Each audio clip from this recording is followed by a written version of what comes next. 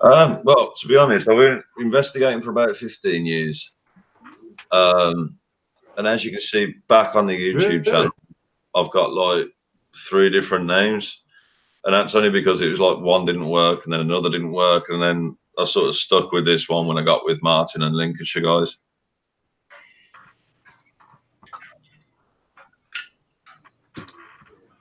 Yeah. Yeah. Did you? That's a long time, isn't it? That's a long time, isn't it? It's a fair amount of time. We've been doing it. You know, just we whippersnappers yet. Yeah. Yeah. Well, I think you have texted me stuff in the video. It's very good. Yeah. Oh yeah, I mean, it's like I said. As I said, I want to have a good stuff. Investigation you've done that, yeah. Well, yeah. I mean, it's like I said.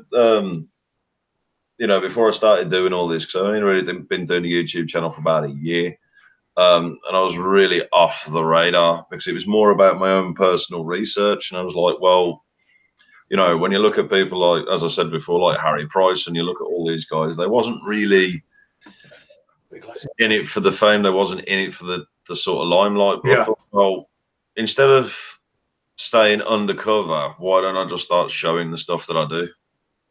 Yeah. So that's what I do now.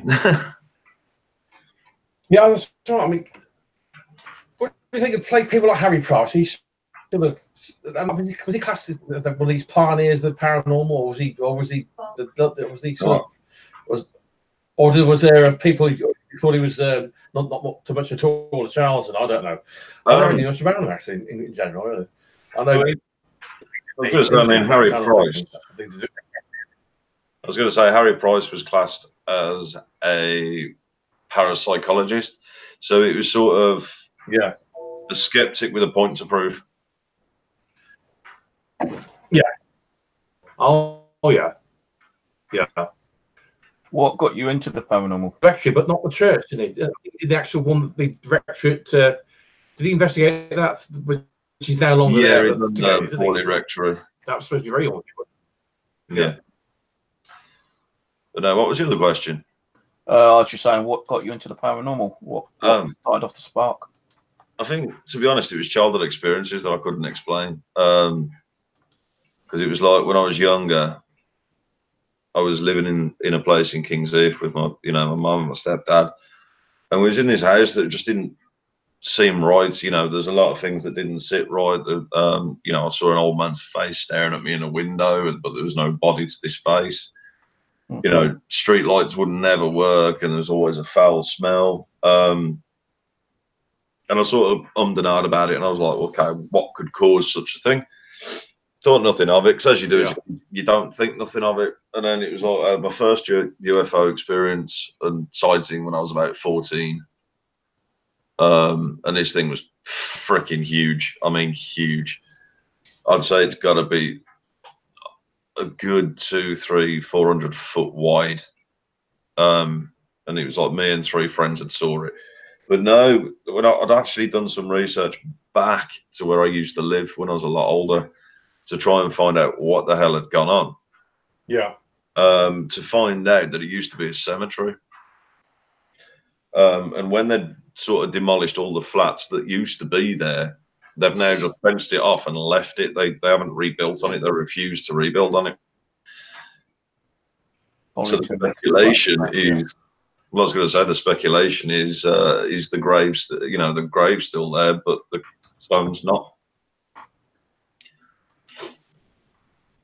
Oh. So you kind of got. It's under the umbrella of the paranormal as well, isn't it? People don't realise it's quite a broad spectrum of things it covers as well, isn't it? Yes. Well, I mean, this is what I'm saying. Because I mean, like I said, ESP or. Oh yeah, I mean, you got ghosts. That's right. Oh no. I mean, this is why a lot of people get confused about what I do, because it's sort of like, yes, granted the name Spirit Seekers, but I actually, you know, I title myself as a paranormal investigator, not a ghost hunter.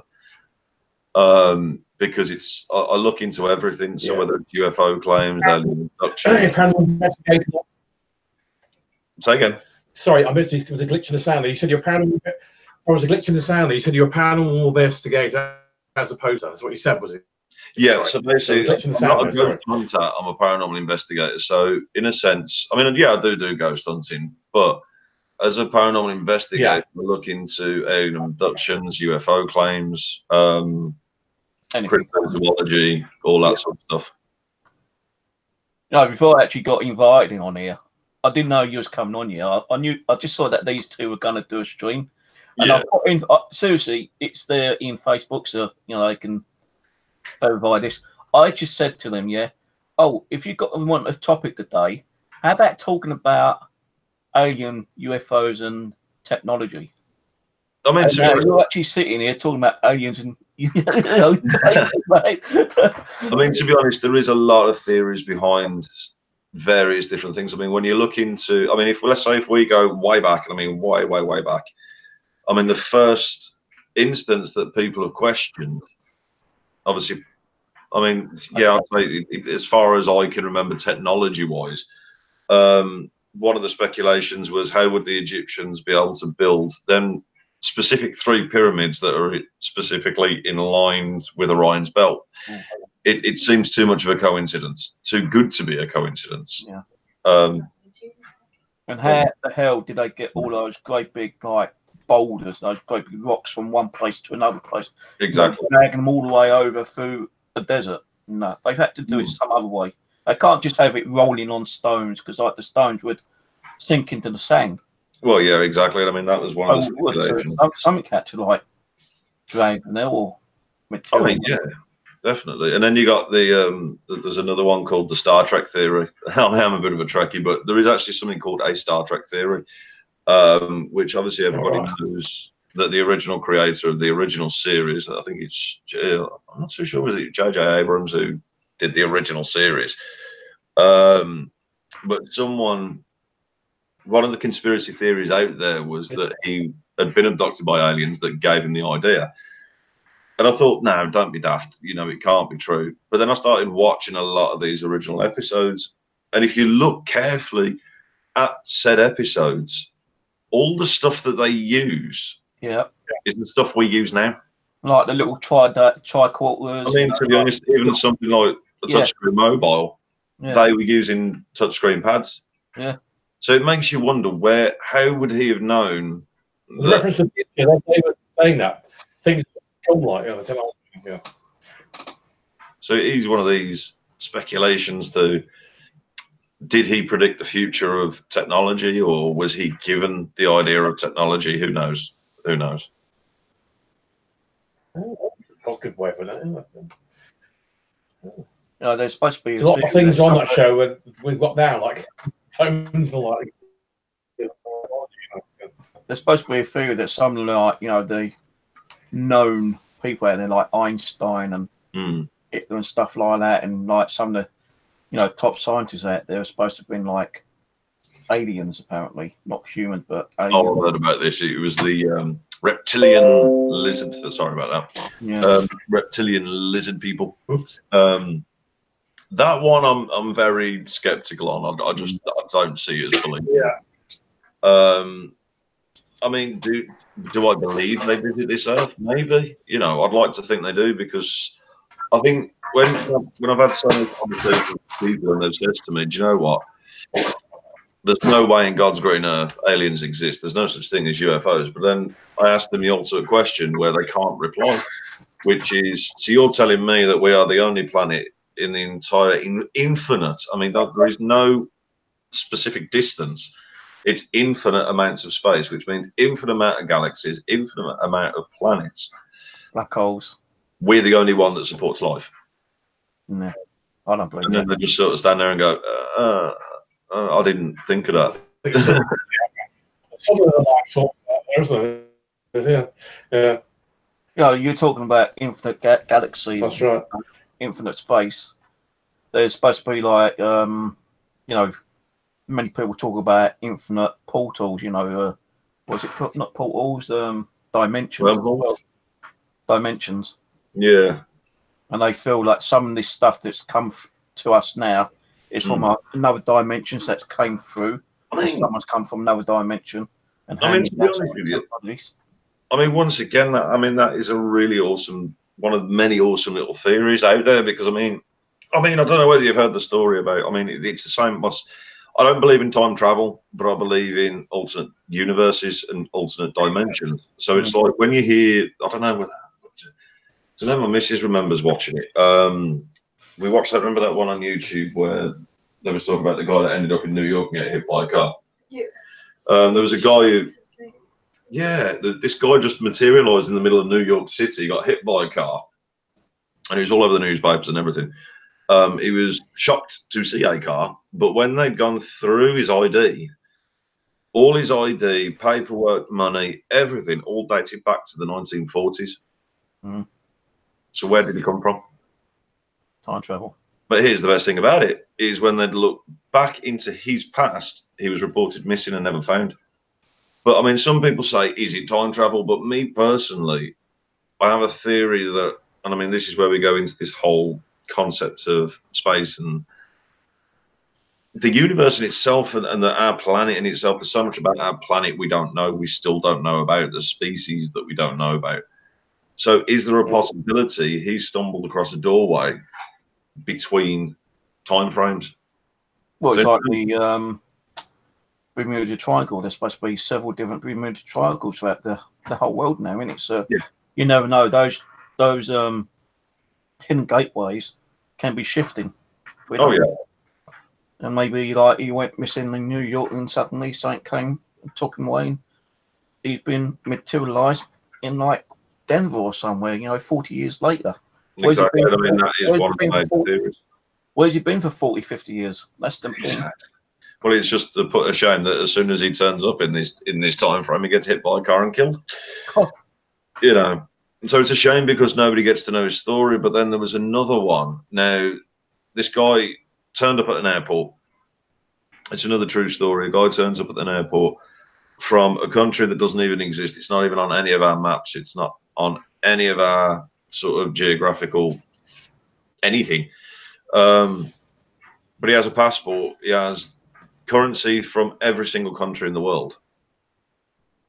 But the passport that is titled for I can't remember the name off the top of my head, but it's nowhere near on this planet. And that was another one that made me think, well, is this another, do I want to use the word visitor, or do I want to use the word, I don't really want to use the word illegal alien, but, is this another visitor from another world or another universe? Who knows? Oh, God. Oh, hang on. They get some of these old films saying there's a time travel glasses out. He sticks out like a sore from his brain, sunglasses and fashions that don't correspond with the era, so they're like 30s and 40s. You see these photographs and films, don't you, as well? Don't you? Is there anything in that? I don't know. I mean, once again, it's so hard to say what is and what isn't. Because once again, there's species that haven't been discovered yet. There's, for fuck's sake, sorry about this, my laptop's going ape shit at me. I just turned my do you know what? I haven't even got people going ape shit at me. Oh God, the life and the time of running Google Chrome, betting and all that. I think it's just because obviously, as you guys know, we run so many different groups on Facebook now. It never ends for us, does it? No, I was going to say this is always pinging left, right, and centre. Yeah, I turned mine off. I mean, to be honest, it was. I mean, just to go. Say again. Yeah. You're too popular by half. The phone keep going. You're too popular by half. Your phone going all the time. Know the feeling. I used to get that with the mobile. I mean, to be honest, mum's broke down. Peace and quiet. I mean, it's a bit weird though. It's definitely a bit weird how things have turned out for me, because it's sort of like, a year ago, nobody'd ever heard of me. Nobody knew who I was, what I do, and now all of a sudden, in the space of a year, everybody wants to talk to me. Everybody wants my insight on a lot of stuff, and I'm having so many people message me on Facebook saying that that they have so much respect for me, and I'm they're a fan and all this, and I'm like, where the hell's all this come from? Seriously, feedback. Yeah, I know, and it is overwhelming in a way, but it's sort of like, I do see the point, because there's too many fakers out there. There's not, and then it's that breath of fresh air when someone sees somebody that's real and legit. You know, I mean, don't get me wrong, Alex from DNA, I've worked with them and they are absolutely amazing. You know, they are the real deal. They are legit. I can't fault them. And there's so many others. I mean, I'm soon to be working. Is that with DNA panel? Yeah, DNA. You know, and I'm soon to be working with Ouija Brothers, Lee. Is that Alex from DNA panel? Yeah. Say again. Oh, yeah. Was that Alex from DNA Paranormal? Sorry. Yes, Alex is. Yeah, Lexi. All right. Okay. I've watched their stuff a lot. Yeah, because they did a hospital there, didn't they? Sometime they would have carried on investigating, but the phone was drained. That's it. Yeah, we did see that. The investigation. Yeah, it took a couple of hours. Yeah, it was good what they did though. And that's they filmed the staircase. Sorry? I was going to say I can't fault them. I cannot fault them. Oh yeah. Now there's some kind of trigger object, some teddy bear, some kind of thing on the stairs, isn't there? Landing. Yeah, I think it's the REM bear thing. Carried on investigating. It was the beauty of live streaming. You know what's going to happen. It's unpredictable, isn't it? Streaming. Well, I was going to say, I mean, the same. The power of the power. Yeah. I mean, to be honest, as you remember, the same happened to me when I done the live streaming Canic Chase. When, you know, 1 minute I've got no sound for some strange reason, then all of a sudden my battery just died on me. It does happen a lot. It really does. But the problem is when you pre-record investigations, you get down. Yeah. So what do you do? Yeah.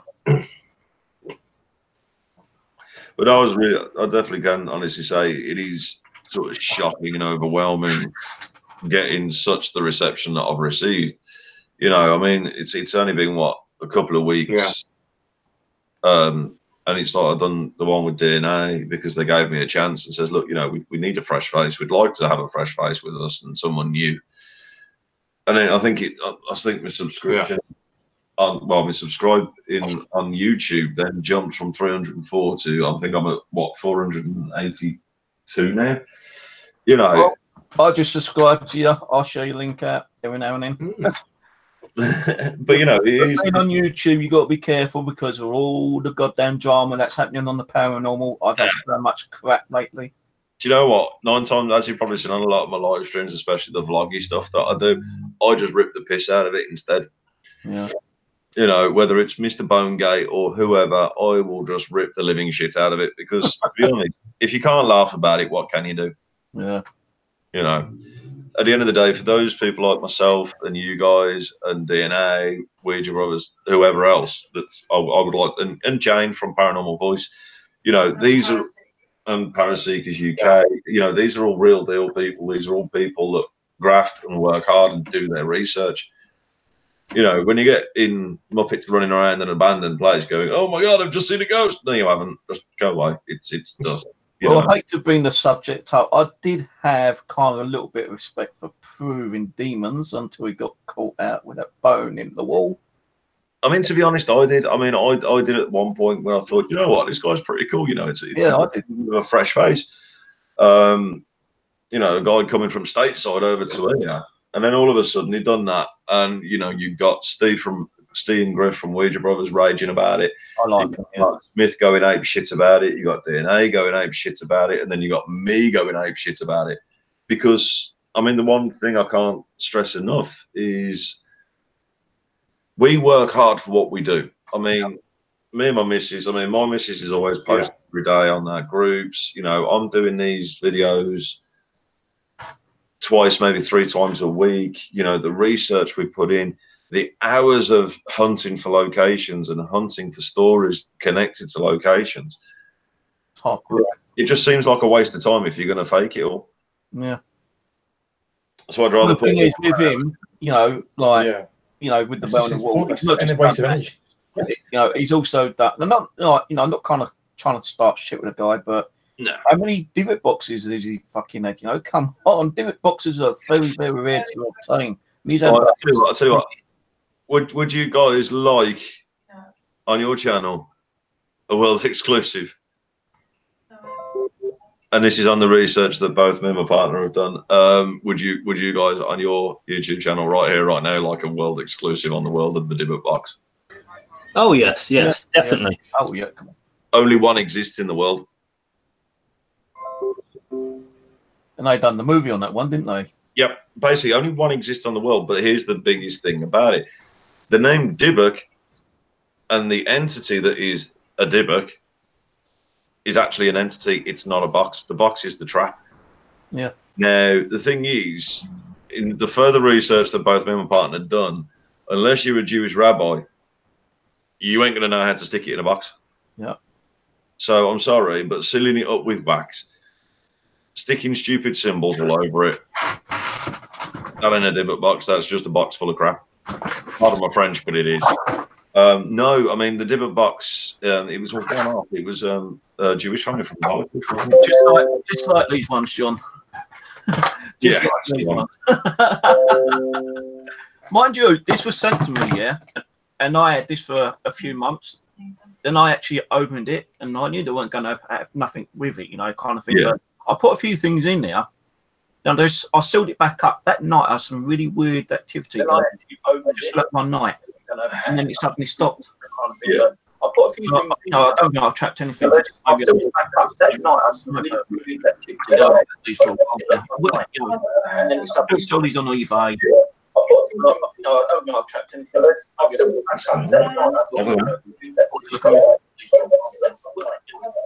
So what's going on with the sound? Because there's like 1,001 voices all at once.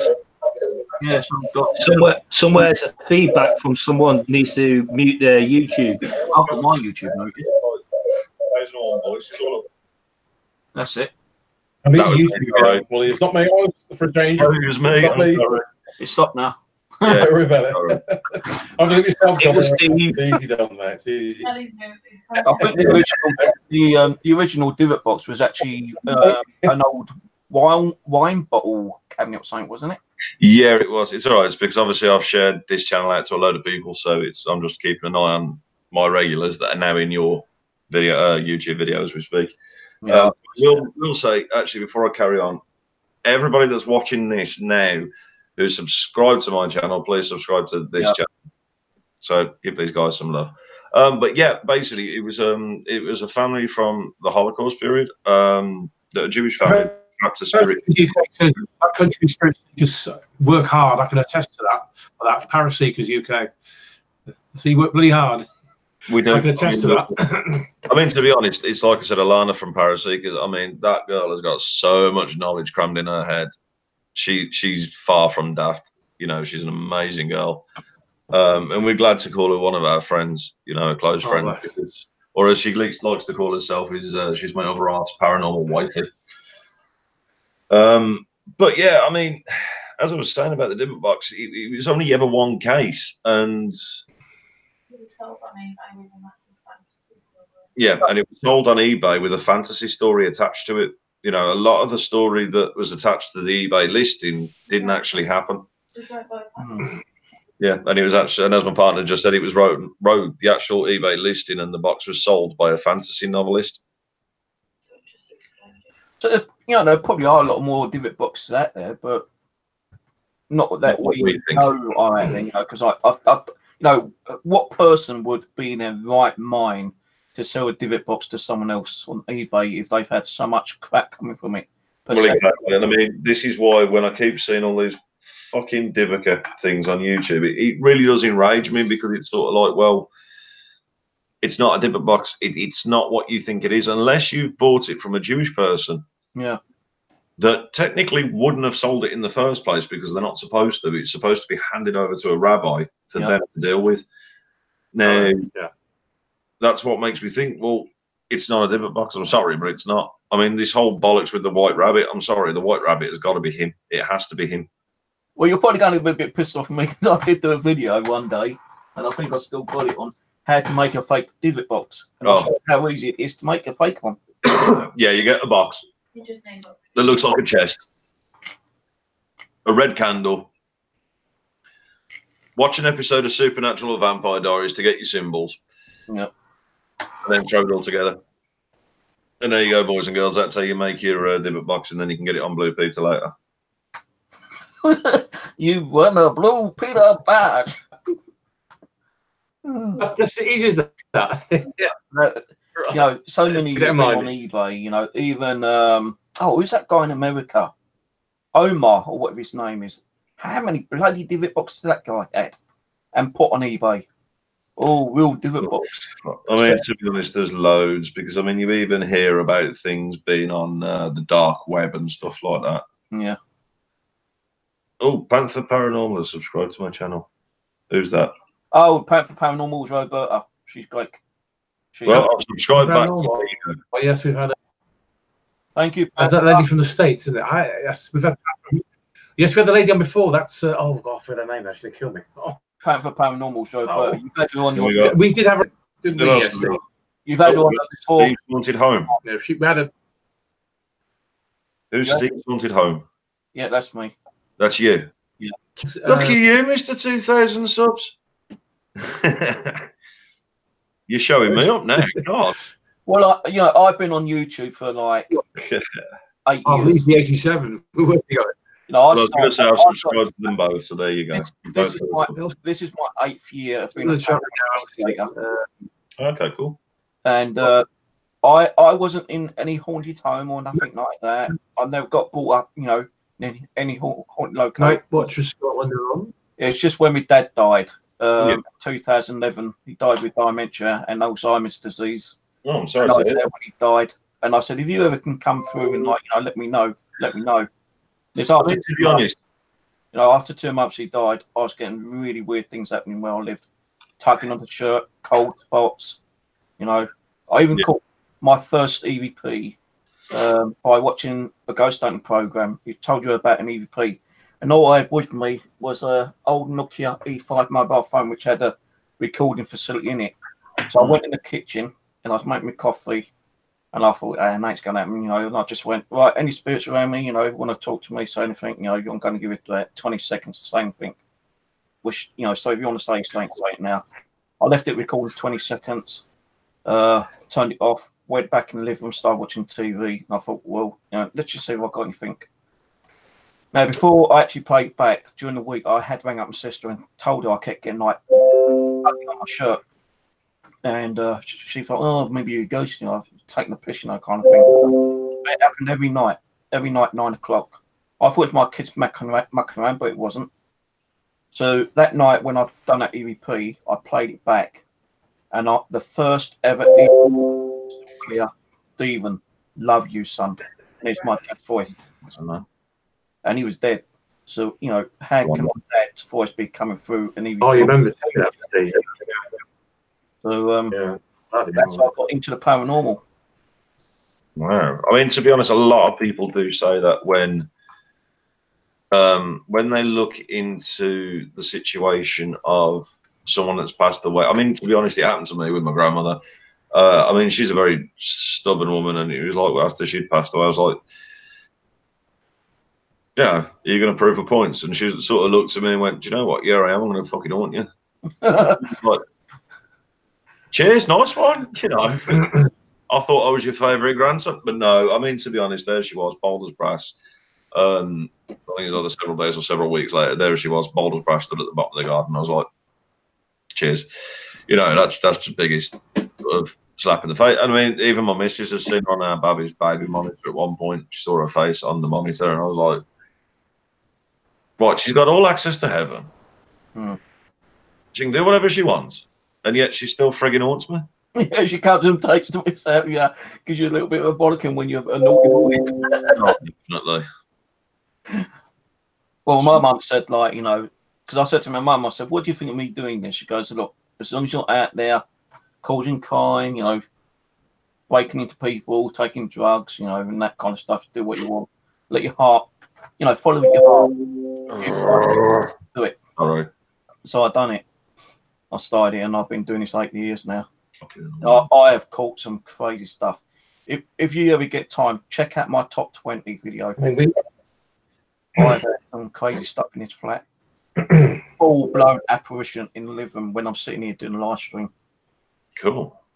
Wow. Full-blown apparition. Yeah. Well, I mean, obviously you're a local lad, so I That's mean, it. you know, Yeah, I'm something always like up that. They're for, as you know, like what I did with DNA and everybody else. I'm always up for teaming up with people and doing live streams and stuff like that with other people. So, like I said, I mean, anytime you're up for it, just give us a shout, man. Anytime. Yeah, I've got you subscribed.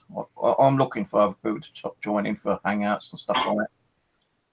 It's got to be done. It has got to be done. But once again, I do apologise for my notifications coming through. What do you think? Hey, John, I'll get it myself, mate. Don't worry about it. Hey, John, did you investigate Carrick Chase recently as well with that country Paranormal Seekers as well, did you? Yeah, Carrick I did. Chase. Did you do a recent one? Was it your group? Yeah, I've done one recent one with my mate T. What's your take of that place? It's intriguing.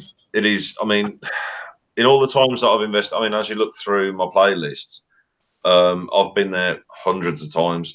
Because the thing is, the place is so vast and it's got so much to offer. It's never a dull moment. Never a dull moment. And I mean, I've had what 4 UFO sightings up there. I got attacked by an elemental spirit. And that one was weird because I mean, as you've probably seen on a lot of my videos, I'm the brass bollocks. I'll go in all guns blazing. I don't care. I don't scare easily. Nothing bothers me in the slightest. On this occasion, I mean, this one never got videoed because this was the first time I'd ever gone there. And literally, I went into one of this wooded part at Castle Ring, and literally, it felt like every ounce of my life had been sucked out of me. I was just completely. I mean, it got to the stage where I managed to come out of the woods, and I just collapsed into a heap on the floor because it literally sucked me dry. Then I saw an apparition of a woman in white while I was up there, and it was like 1 o'clock in the morning. Nobody else was around but me and this team.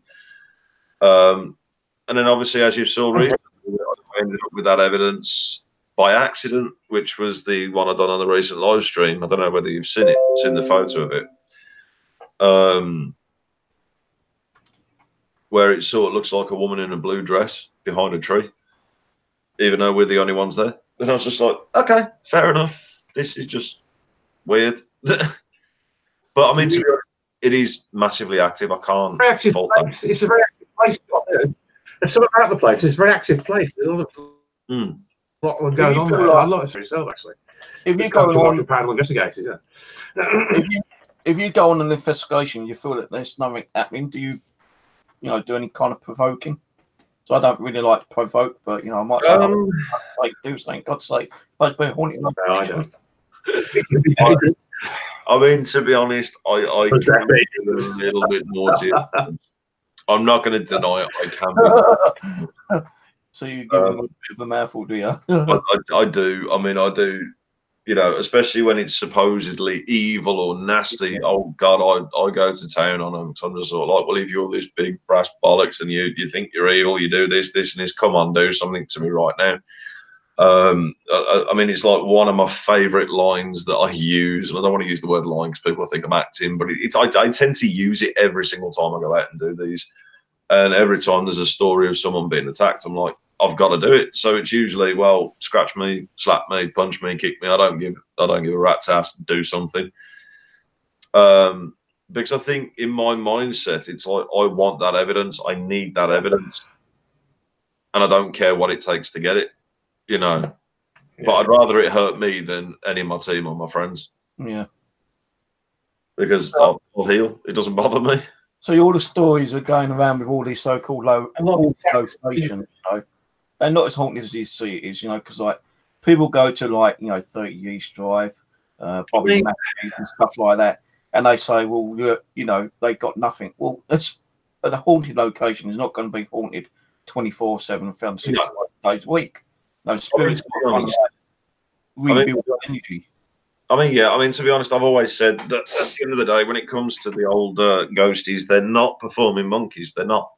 You can't click your fingers and expect them to do something for you. Yeah. I've always said you can't perform tricks. It's not like come out and do tricks. I mean, if you can kind of antagonize it to do something, maybe, but there's a difference between sort of friendly antagonizing or causing shit. Yeah. I mean, when I do egg them on, I don't tend to go personal. So let's say, for example, you know, it's a murder victim. I'm not going to turn around to him and say, "Well, you deserve to die. You did." You know, I wouldn't go to that extreme. It's more, you know, I've heard you're active. Do something now. Yeah. You know, show me, prove it to me. Because I mean, as I've always said, I'm not there to antagonise for views. I'm there for a story. You know, because at the end of the day, they're a human being, and what I want to know and what I'm more interested in is their story, what they have to say, what's happened to them, what are they looking for, what do they want. That's the bit that intrigues me the most. Have you heard anything?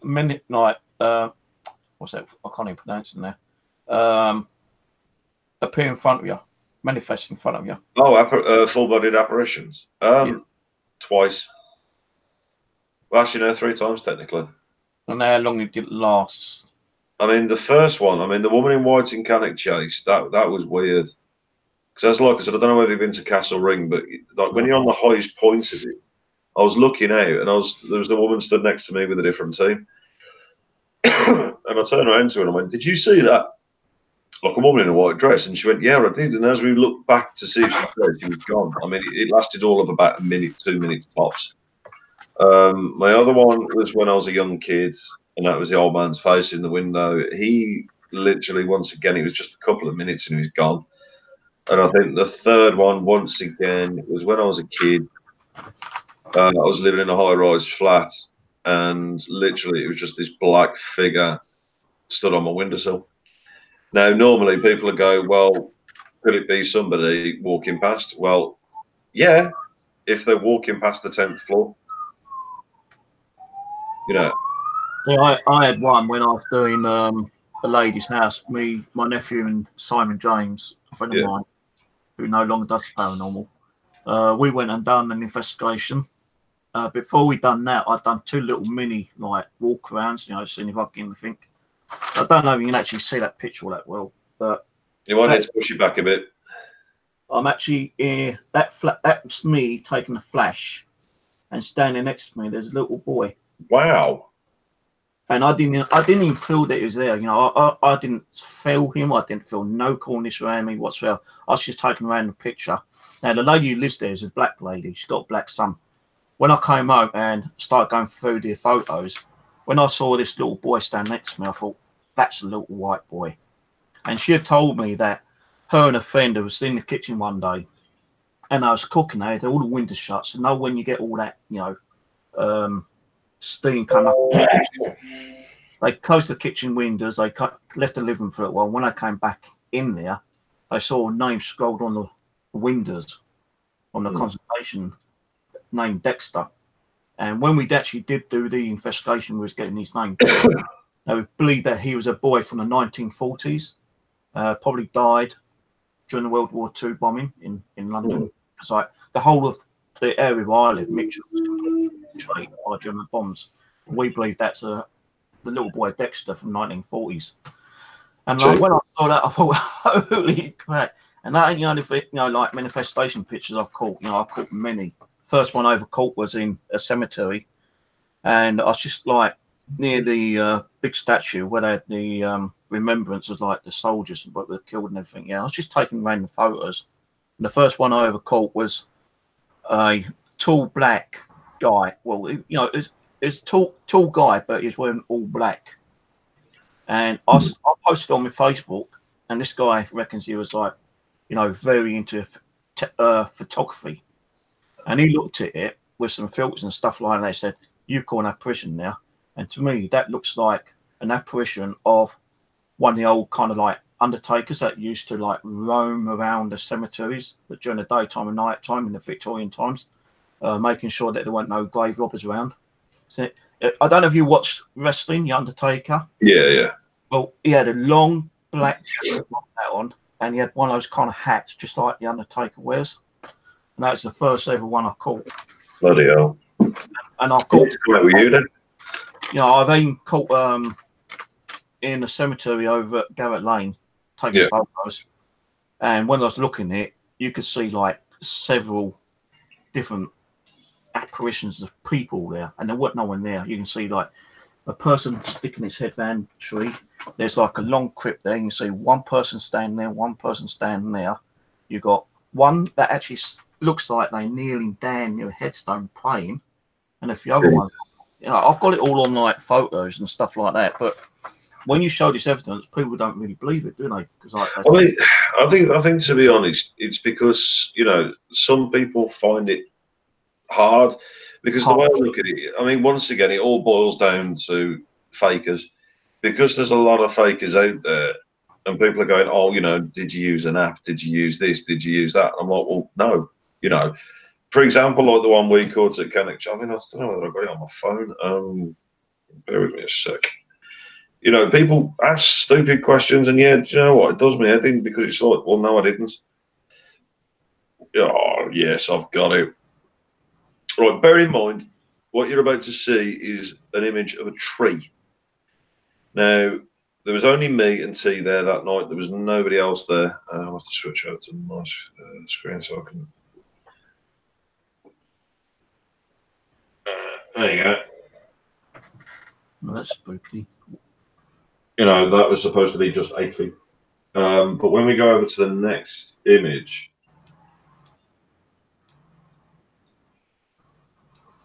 we've also got two red lights that weren't there when I took the picture, or when I was filming. So them two red lights. I'm going to beat you in Jordan's Wood. I don't know if you know a place called Jordan's Wood. It's down in Bexley. Me and my nephews went there doing an investigation, and I was using just a Sonic camcorder. I'll show you the one that I was using at the time. It's got II on it, and we was using external II lights as well. Just using this, and you know, I was just panning around, and I said, like, I can feel something in front of us, and we thought we saw an orb. And as I was panning around, we didn't see it ourselves, but we caught it on video. An apparition of a monk standing there. You could see his hands in his sleeves, and he's standing there. You kind of look around, turns around again, and just turns and disappears. And not just on that same video, about 5 minutes later, we caught an image of a little stocky guy crouching down. He kind of stands up, looks, turns, walks behind the tree, and disappears. Ah. Well, again, I've got a new subscriber by the name of Stella Freestone, so thank you very much, and I've subscribed to you back. Oh, we've caught a lot of crazy stuff. What? Oh, shit. Right. No, I'm just half asleep. Cooking and half asleep. I've realised my missus just told me I left the hob on. Right, that's it. I'll be dead in a minute. But no, I mean, to be honest, this is what we look at. Is, you know, when we look into this world that we're investigating, whether it's, like I said, the various different sectors that we look into, you know, I don't know how you find it now, Steve, but it's very difficult. As I mean, I would class people like me, yourself, DNA, Prime Demons, not Prime Demons, sorry, Ouija Brothers, and all them as pros. We are pro investigators. We know what we're doing. We take our job seriously. But then it's like sometimes I think, what the hell am I doing? Because then I'm having to answer 1,001 questions. But it's never the questions like what you guys are asking. It's usually, well, how do I know you haven't faked it? How do I know you haven't done it? I was going to say that. I've been called a faker so many goddamn times, especially from other paranormal groups. And some of the paranormal groups I talk to do fake their crap, you know. But yeah, I try to show whatever I get, you know. I do more stuff here because my house or this flat has been active. Okay. All the drama stuff that's been going on for the last year and a half. I've not put my energy, my heart into the paranormal. I kind of throw it to one side. Yeah. Because it's made me like stressed, depressed, ill, you know, stuff like that. You know, it's like I said to you, all we need to do is, I mean, I've got you on Facebook anyway, man. All you need to do is we can just arrange it. We'll do a live stream together on my channel, and we can even do a live stream on your channel at the same time. And I think, to be honest, I mean, it's like I said to DNA, and I've said to a lot of other people, we need to take the paranormal back away from the idiots. Yeah. And make it, because I mean, that's another thing that pisses me off is when people go, it's not a job, it's a hobby. Well, no, it's not a hobby. A hobby you can put down anytime you want. But it's like if I get somebody that comes to me saying I need help in my home, that's not a hobby, that's a job. Yeah. You know, granted, I don't get paid for it. I mean, like when I do mediumship and stuff like that and readings for people, yeah, I get paid for that. That's fine. But as I've always said to people, I'll never charge to go to someone's house. Well, I'll charge them a coffee, but that's about it. The only person where you ever kind of got any kind of thing from it, because Simon lived up north and it was costing him a hell of a lot of money to come down. Yeah. Because none of us have transport. I always go by transport, you know, public transport. I don't drive or anything like that. But you had to come all the way down. And Kenny, the one who we done the investigation for, yeah, at the end we done a house cleaning, like, you know, and prayers. And after we done it, she swears black and blue, you know, her whole house had completely changed. She felt better in herself. The house was a lot lighter. Even her friend who was there said that there's a complete change in the house, and we must have done something good. But she gave him like £40 towards the cost of coming down, because it did cost him 200 to come down, because you had to stay like the weekend. But now, I mean, to say that that was a donation, that is actually really kind of her. But I mean, me personally, I don't charge, because it's like my theory in life. Would you like it if someone broke into your house, the police caught them, and then billed you for it? Yeah. You know, it's the same sort of thing. You know, as I look at it, I am a paranormal police. You know, I'll go around, I nick the ghosts and send them back where they belong. And it's, you know, that's the way I look at it. But when I go out and about, and it's like, that's a different story, you know, events or stuff like this, then yeah, I don't mind chucking in that extra couple of quid, because, you know, people have to make a living. Yeah.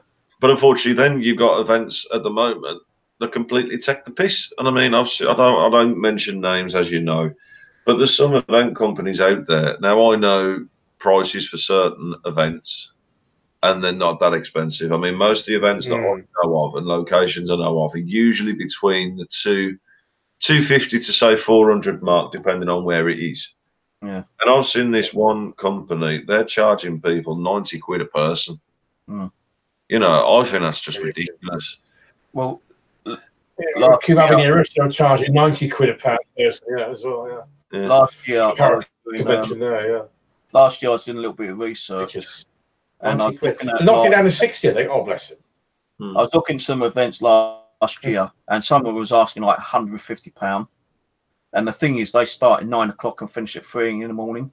Well, where the hell are you going to go at 3 o'clock in the morning? You know, some of them are out in the sticks, so you'd have to order a taxi to go to somewhere with bed and breakfast. So you'd probably have to, like, before you go to the event, you're going to have to find somewhere you can stay for the rest of the morning. Yeah, you've got your, you know, your travel costs back.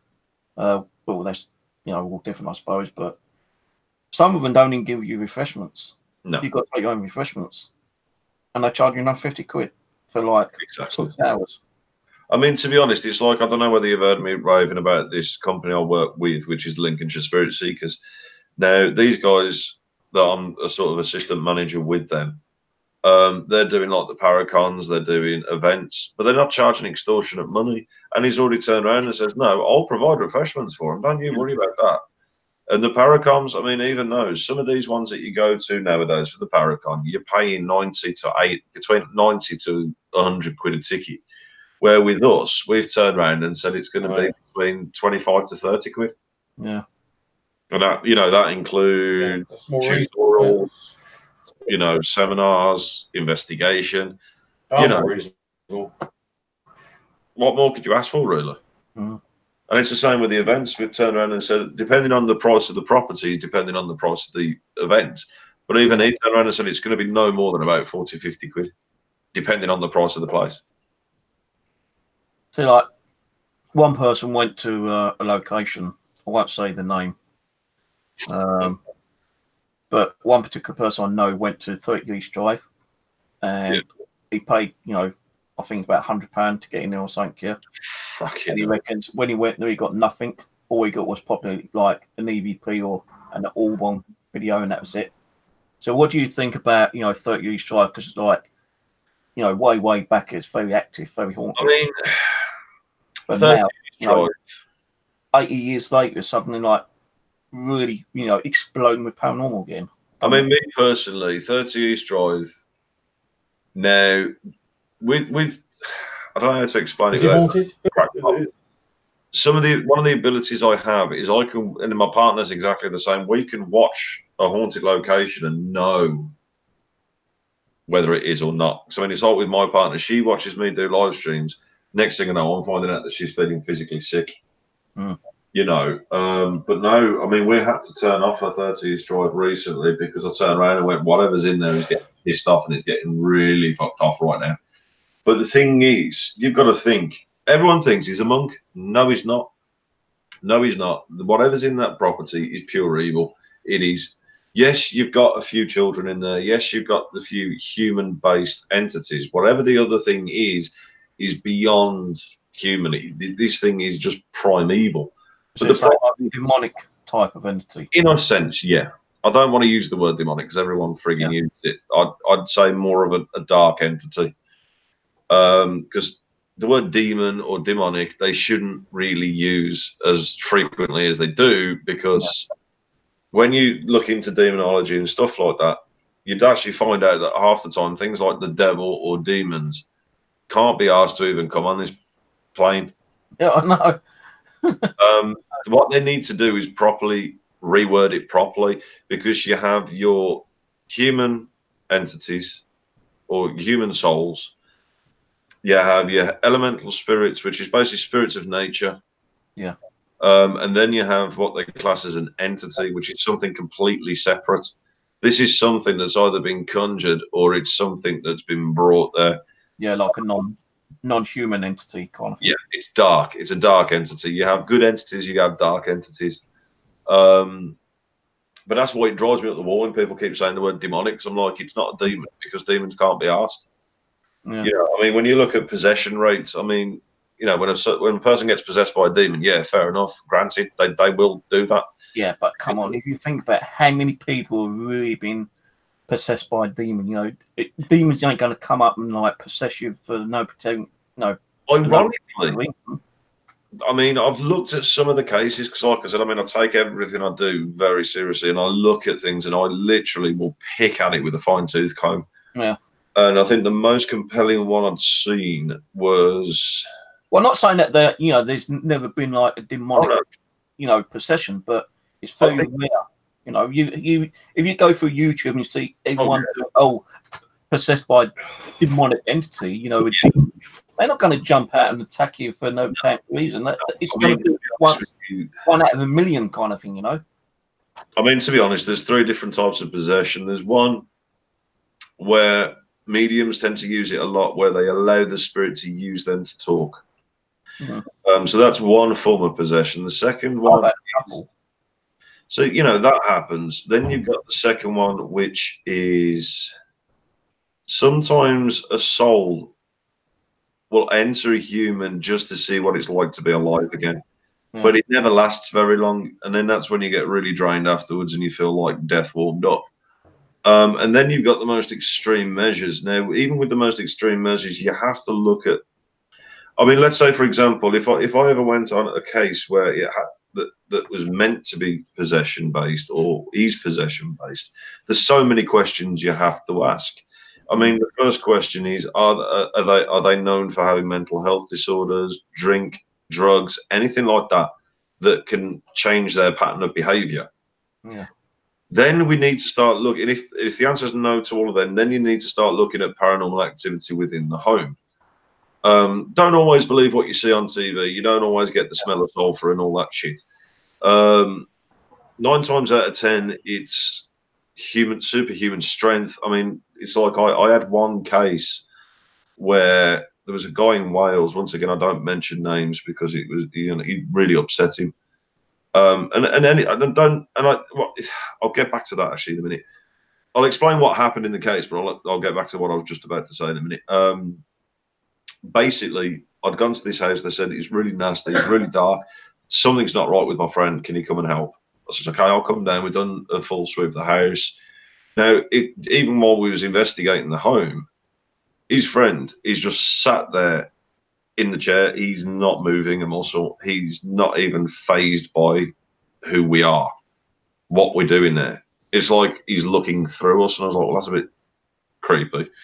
Obviously, we took his friend into the kitchen, asked him the relevant questions, mental health, alcohol, drugs, anything like that. Yes, the house was active. There was stuff going on in that house I couldn't explain.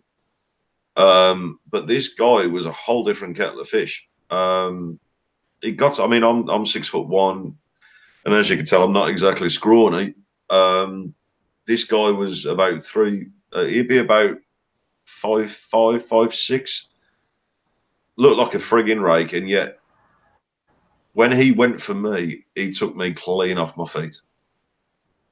You know, this guy really went to town on me, and I was like, that's not right. He shouldn't be able to do that. And then, so obviously we've done our blessings, we've done our clearances, we've done what we do to help people in this situation.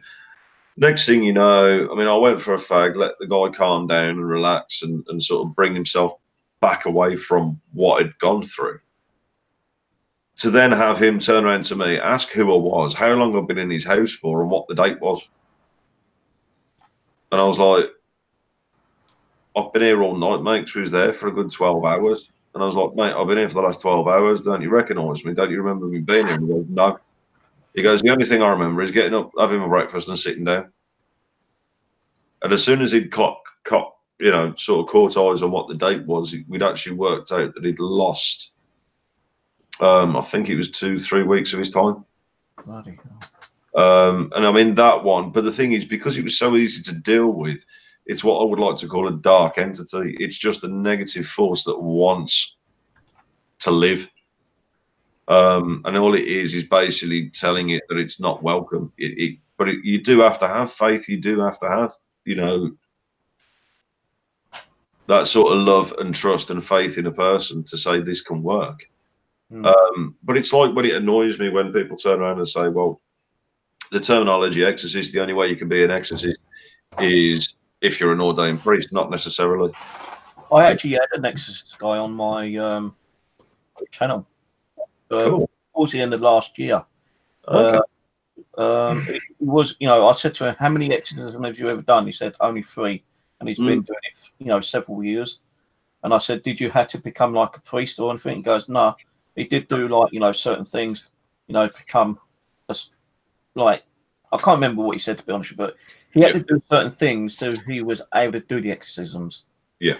No, he didn't have to go to, like, you know, to the highest pope out there and, like, you know, get ordained and all that kind of stuff. But he does do exorcisms, and he's done, like, some demonic cases as well.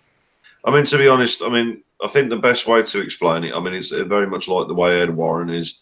Ed Warren was what they call a self-proclaimed exorcist. You know, he wasn't authorized by the church. He wasn't ordained or anything else like that.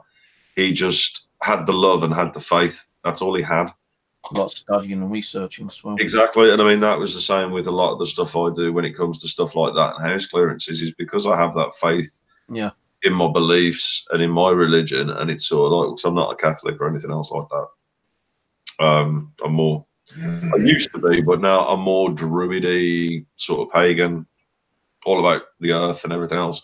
And I've actually found that going down that route is making my job easier in dealing with these things, because then you get to understand them on a whole different level, if you know what I mean. You know, you take them away from all the typical religious stuff of demons this and demons that. It's not always the case. You know, within my belief system, it's sort of looking at it, is it earthbound, is it nature bound, or is it other? Do you know what I mean? And this is where we start, because then once you know and you can clarify what it is, then you know how to deal with it. But yeah, I mean, some people actually said to me, well, like, you know, being a paranormal investigator, you know, do you need to, like, believe in God and go to church every single, you know, weekend? I said, no, you know, as long as you do believe and you've got faith, you don't need to go to church every single day. You don't have to be reading the Bible every single day. I mean, to be honest, I know there's Catholic investigators out there. There's Buddhist investigators out there. I've met, I mean, T, he's a Muslim. You know, that my teammate T, he's a Muslim. You got me and my partner who are both Druid. You know, you got my mate Matt, who is part of my team. He's more pseudoscience and stuff like that. You know, it doesn't matter what walk of life you've got. I mean, as long as you can honestly say, yes, it is, or no, it isn't, because that is the point to paranormal investigating. I mean, that's the one thing, that's how you whittle out the pros from the idiots, is that I can honestly say, okay, I just thought I seen an orb. Okay, I'm going to look back at that footage. No, I can see legs and wings. Debunked. It's not. And I will state that it's not. You know, or let's say, for example, if I'm doing a live stream, as you know, I smoke like a frigging chimney. So I will say right behind the camera, don't worry, this is not any phantasmic mist. I'm having a fag, or it's cold. Because I don't want anybody taking that and thinking, oh, look, there's a mist, you know, there's this vapor and all this. No, it's not. It's me. There has been occasions like in Cannock Chase, weren't it, where I hadn't been smoking or anything, and next thing you know, this mist just shoots past my camera, and I'm like, okay, that's weird because I'm not. And then I'd say, okay, that is weird because I don't have a fag in my hand. I'm not smoking. What the hell was that? And it kind of, you can always tell because it does. You react in a different way, don't you? Yeah. You know, instead of going, because you can always tell when the fakers react. So, I mean, once again, I don't like mentioning it, but the idiot. The way I debunked all of that was because he jumped 6 foot in the air, but she didn't. She was very, very still. The camera. There was one coincidence when Simon James was down here, actually. Where I live, there's a common near me called Wimbledon Common. You've got Wimbledon Common, you've got Mitcham Common, and you've got Stratton Common. Mitcham Common always seems to have where people commit suicide or died on it. Wimbledon Common is known to be more murdered. People being murdered on there. And Stratton Common is like in between the both. Some like suicide and some murder.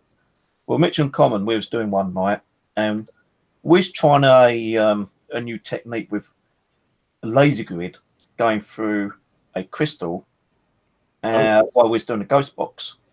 Now, we was doing some random pictures, and on one of the photos, as I was doing a closing prayer, the ghost, well, I said, I was just finishing the prayer off, and Simon goes, well, how do you end the prayer? And through the ghost box, we heard a very clear, amen, in an angelic type voice.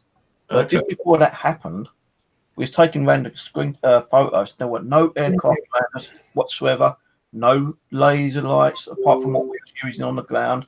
There's one photo which we took of the lake, and you can see this bright light coming out of the lake going straight up into the air.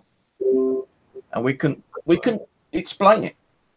You know, it weren't no helicopter going across and shining light down, because there weren't no helicopters, because, you know, we had our video recorders and you would have heard it on our video recorders. Yeah. But it had the timestamp on the actual photo, and I think it's on my Facebook or Google Plus. Yeah. But you see this like light coming out of the actual water. Now the story is a little boy called Leonard drowned in that lake nearly 100 years ago. Okay. And it's all documented on the internet. His name is Leonard. I spoke to him many times. I believe he's even came home with me a few times as well. But we was actually trying to do like a cleansing, and as we was doing like a crossing for the spirits that may have been stuck on the common and wants to cross over, this great big light appears. Couldn't explain it. I do know. I mean, I was going to say, because I've heard of Wimbledon Common, but I mean, it's obviously you're a London lad. I think the only one. No Wombles on her either. We've never seen a Womble. Are you sure there's no Wombles on Wimbledon? Never seen one. Not seen Uncle Bulgaria. Always little. I love my Wombles, man. Nah, I mean, the two places I'd really love to do if I ever got the chance to go. Because I mean, I've been up Kent and stuff like that. I've done St Augustine's Asylum in Kent.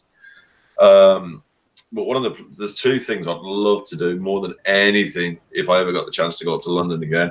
One is the Jack the Ripper trial. Yeah, I'd love to investigate that. But the other one is the Blind Beggar. Where's that one? Because the Blind Beggar was where what was his fucking George Cornell? He was shot by Ronnie Cray, was it? He was shot by Ronnie Cray in the pub, and it's still said to this day that the bloodstain is still on the floor. I would love to go back to Wimbledon Common, because there is a documentary story of a female who got killed on there She was walking across the common with her little boy at the time. I think he was like 2 years old, and someone came up behind her and killed her. The little boy there on his own. It's until like a certain time later, a jogger came along and found her. It's like a very it's written up quite a lot, you know. Her son's now like in his 30s, kind of thing. But we actually went over there. You know, we researched it and everything. Yeah. And we was asking if Rachel, that's the name, Rachel, would come through and talk to us. And we got her saying Rachel 3 times on the EVP, but different times it's like Rachel, and it went Rachel, I went Rachel, kind of thing. Okay. When we got that, it was kind of blinding, you know. But also on the Wimbledon Common, you got an old kind of like windmill. Originally, when it's first built, it was all wooden, but now, you know, through the decades, it's been like upgrade. Yeah. Apparently, there's supposed to have been a lot of death around that way. Okay. We did do that, but we didn't get much there, you know. But well, I was going to say, if you know any creepy abandoned places, give me a shout. Yeah, I don't know any. The only thing I would like to do, there's a guy called Dave Dimlow who lives up north somewhere, and he done an asylum. And he goes, if you come up here, we're doing an asylum with you. But have you noticed that all the decent things, like in America, you know, you got hundreds of asylums, but over here, we ain't got none. Because you realise like, everything that gets old and, you know, starts getting derelict and everyone moving out. I said this on my other channel, my magnet fishing, metal detecting and nature walk channel. The thing is, you ain't got nothing nowadays because like all the developments keep coming and knocking everything down and building up. So we ain't got those kind of like haunted locations. No, like, I mean, you know, the one in Kent, it was called St. Augustine's, and it was such an amazing place. It's a shame I don't have the footage of it anymore because it was on an old YouTube channel I used to have when I first sort of started, and it just didn't work out. I think I ended up with 34 subs, and I never got any higher than that. But the activity in there was ridiculous. But all I know is the only thing left of that place is the clock tower, but the rest of it's all flats now. You know. But then I think to myself, John, sorry to butt in. We got your friend from Lincolnshire. Lincolnshire Paranormal Seekers. Yep. That'll be Martin. In the chat room. Just having them right. Get more on. Lincolnshire Spirit Seekers. That's all the charity work. What John takes out of his time to help out. Like he says, he's like a deputy manager type thing, but he just totally different from what I have seen from the other groups out there. What holds the event, because it's like child-friendly events. What they do, there's not many events what allow people to explain about the paranormal. Thank you. Yes. Yeah, I mean, to be honest, I mean, I'm in the middle of a show, please. Yes, I have.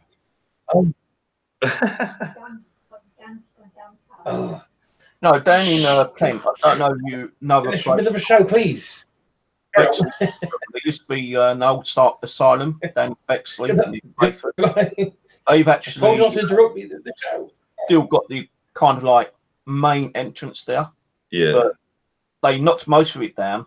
Okay. And made it into a residential estate. My niece actually got one of the first houses there when they finished building them, and she said she'd never moved there again because like she only stayed there about 6 months. She had to move. She was getting so much weird stuff going on. The same as what happened to what's his face? Was it Mark? Yeah, it's the same as what happened to a family member of mine in Chelsea's. He'd actually moved into what used to be. Which one was it? I don't know. I think it was somewhere in Erdington. Yeah, it was an asylum over in a asylum, and basically he said as soon as he moved in, weird shit started happening. He moved straight back out again, didn't he? Yeah. I mean, it's very, very cool. She was so scared. Like, but we actually done the fields because like where the hospital used to be, there used to be farm fields, and they're still there. And we kept it like a secret location. The things we was getting there, I tell you. On camera, you could see white apparition flying past camera. And the weirdest thing, we would go there and it would be really warm. And suddenly the the temperature would drop really rapidly, and you starting to have to put like a jacket on or something. It just dropped it. You know, the atmosphere was completely different. Yeah. EVPs, all the devices were going crazy, and we did that 8 times, I think it was. Then we decided that, you know, we let people know where it is. Surprised no one went there. After get shown all that activity at Bexley Hospital, naming it the secret location, I would have thought people would have gone there, but no. And even with the apparitions we call in Jordan's Wood, I thought people would have gone there as well, but no one's gone there. That's insane. I mean, to be honest, you got to think. I mean, a lot of the asylums. I mean, some of them would have been TB hospitals. Some of them would have held the plague. You know, a lot of these asylums would have been something else and something else and something else. So, I mean, there's going to be a lot of history. There's going to be a lot of deaths. There's going to be a lot of sort of chaos and energy attached to all these buildings. And I mean, I don't believe that knocking a building down is really going to get rid of it. No, it won't be.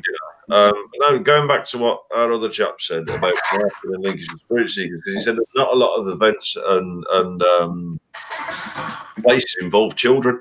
Now, it's like there was one thing that happened to me. It happened to us both, didn't it, in Dudley Zoo, wasn't it? And it broke my heart. And this was before I got involved with Martin. Where this little boy, and he's all excited, and he was like, "Oh, mummy, is this where the ghost of the Grey Lady is?" And then I was like, "Oh, bless, you know, that's really cool that he knows." And then she literally just went, "Oh no, that's just a horror story that they tell to scare children." And I was like, "Really?" Yeah, ghosts aren't real, mate. Really? And I was like, but then it was like when both me and Martin had this, you know, analogy that why should we shouldn't stop our children from believing it and stop our children from understanding it, because all our children experience these things. I mean, I've had it with my twin boys where they've woke up screaming the house down, staring into the corner of the room. Well, they are more sensitive to, you know, the spirit world, just like animals aren't. Cats and dogs, they have that sense that they can. Oh yeah, exactly. And I mean, it's like with my kids, I don't ever go, "Oh, stop being silly, don't worry about it, it's nothing there, go back to bed." Usually how I do it is go, "Right, if there's something in your room you don't like, tell it off and tell it to go away." And normally, I mean, there are only two, bless them, but Taurus, eat them off, tell them off, don't they? So all you see is him just going, "La, la, la, la, la, la, la," and then that's it, you know. See, I've never been kind of lucky like you have, actually having a full-blown manifestation appear in front of you. I have had a weird thing happen to me. I was coming home from shopping one day, and I was on the bus, and I was just looking out the window, and I see someone. It's like a childlike look, kind of like size, and it's all dressed up in red, like a little Red Riding Hood kind of costume, yeah. Yeah. And you know, I was just watching. I thought, bit weird wearing that in this type. You know, I'm on a t-shirt and I feel the cold. It is so hot out there. Why would someone be walking down with a costume like that? So I didn't think anything about it. And suddenly I thought, that is a bit weird. And as I kind of looked around, nowhere to be seen. There weren't no cars parked up because it was ongoing traffic. Oh God. You know, they hadn't crossed over. So I thought, where the bloody hell has that gone? So I couldn't explain where that gone. It's the wrong But, you know, most of the apparitions I've caught is on camera, you know, video or photo. But I've never seen. Signed into my game anymore. Never seen myself yet. It's all right. I've just realised something. Obviously, I check back at the YouTube, but I'll turn the sound off. And every time my face pops up, you see the word purge. Yeah, it's basically because I've signed into the wrong Gmail account. It's on YouTube. It's just purge. That you just hear. I thought you like. I thought it was sort of your little sort of nickname as well. No. Basically, what it is, because I'm a bit of a gamer as well. So I've got a gaming YouTube channel called Purge God. I have one. I'm on at the minute. Oh Christ! It'll be corrected. Oh, don't worry about that. I'll keep sharing your groups out there. Your YouTube. Is there any places you investigated and not lived up to expectation? You've been really disappointed investigating. They've not lived up to expectation. You've been thought, what was the fuss about? Anything that hasn't sort of lived up to the hype. Places you've investigated. I mean, to be brutally honest, no, because I mean, yeah. For some strange reason, everywhere I go, something always happens. I think the only thing kind of upset me was I done one. I mean, obviously, I won't mention names because at the end of the day, the woman still lives in the property. And I mean, fair enough, yeah. I'd gone into one room and it was just pure evil. It was vile. It was sickening. I was getting headaches, and I was like, I don't like this room at all. Yeah. You know, in other rooms, it was. You can feel it, can't you? The evil, yeah. You can smell and feel it. That presence, heaviness, can't you? Something you see a lot of investigations. And not see anything at all. Just know something. Malevolent. Yeah. I mean, I think the only thing that annoys me is, let's say, for example, like this woman and a few other places that hold these events, is they're not. A spirit isn't there for entertainment. You know, a spirit's not there to make money. And it was like, when I did that event, I had something like, I said, I'm a clairaudient, I can hear them. And the next thing I know, all I got was, help me, send me on. And I was like, I'd love to, but I can't. I'm not allowed to because this woman does not want me to. You know, and I think those are the only times when it comes to doing events that it breaks my heart, because I'm like, I want to help a soul, but I'm not allowed to. But I've got a question for you. Well, I know you slightly spoke a little bit about the direct boxes, yeah, but what do you think about haunted objects? Like, I've got in my living room, not saying every single one is, but because a lot of them have been given to me, but I also buy them from charity shops as well. Yeah. Haunted dolls, you know, not so much dolls. You know, I've got like 200 dolls in there. I'm not saying that everyone is singularly like haunted or anything. I do believe that a few of them have spiritual energy or whatever attached to them. So I've had some crazy stuff with them. But why do you think, you know, spirits like to attach themselves to either a doll, a clock, a watch, anything? Is it their energy that's just attached to it, or do you think? I mean, I wouldn't say that they sort of like to attach to things. I think what it more is it's personal to them. I mean, I don't know whether you've seen one of my live streams that I did over the last couple of, I think it was the last week or the week before. I own a Bible from the 1800s. Now, I had to test the theory out to make sure that people understood that my house wasn't actually haunted. So I'd done a sort of an investigation of my own home, got no readings, got no nothing, done an investigation of the Bible, and I mean, my REM pod was going off, my K2 was going off, we was getting EVPs. But I think it's more the love for the item, the passion that that person and the love and the care that they held for that item still holds them, if you know what I mean. So I've got a Bible and it is on video. I was in the living room because something was like stirring up in there, and I had the Bible on this little kind of trigger object. It's like a pressure pad thing, and I'm standing. You can see that I wasn't nowhere near it. You know, I wasn't knocking anything near it, and suddenly the Bible just like toppled over by itself. Yeah. I'm thinking, okay, you know, and I tried debunking things like that. You know, I'll put it back up, I'll stamp it around. You know, trying to make some vibration, and it wouldn't happen again. So I thought, well, you know, was that just vibration? Was it, you know, not set properly, or did something, you know, really knock it down, or what, you know, kind of thing? Because I don't know if you use the Xbox Connect. I've actually put one in the kitchen, and I came out of it, and we got hit on it, and that thing that was registered on the Xbox stayed there for 45 minutes. And I went out there trying to debunk it. You know, I even had the Bible in the kitchen that time, yeah. Not the time when it actually like fell down. That was in the living room. But I put the Bible in the kitchen one day, and I put the laptop in there with the Xbox. We got hit on it, and I didn't realise at first until I like looked on the DVR screen, because I got CCTV. I've got 8 cameras. Yeah. And I saw, you know, that hey, we got hit on the Xbox, and we just kept watching. 45 minutes still there. So I thought, no, I've got to go out and see what's going on. So they could see me on camera through, you know, me streaming. And I'm waving my hands everywhere, trying to find out what it is, see if I can disrupt it, you know. Nothing. But as soon as I put my hand in the Bible, it disappeared. Well, 45 minutes plus. You know, I think it might have been the longest one ever probably recorded. I don't know. I'm not boasting, but 45 minutes. It's actually on my top 20 or on my YouTube. You know, the full-blown apparitions. There's even the capture. As I was going to go out from here one day to go in the kitchen, make a coffee, and I had to come back, so I've got my cup. But you can see like an apparition, a little girl running down the hallway, because it seems like she must have been like standing near my bedroom door listening. Yeah. So I said, I'm going to make a coffee. She probably got kind of like a bit scared, and you know, you could see this image running down the hallway, and it's like one of those ones you can see through. You know, you can see like the outline, but it wasn't a natural solid one. So I've had some crazy stuff happening. I mean, to be honest, if I could afford it, I would like a Connect thing, but the problem is they're so frigging expensive. No, mate. I'll tell you. Especially right.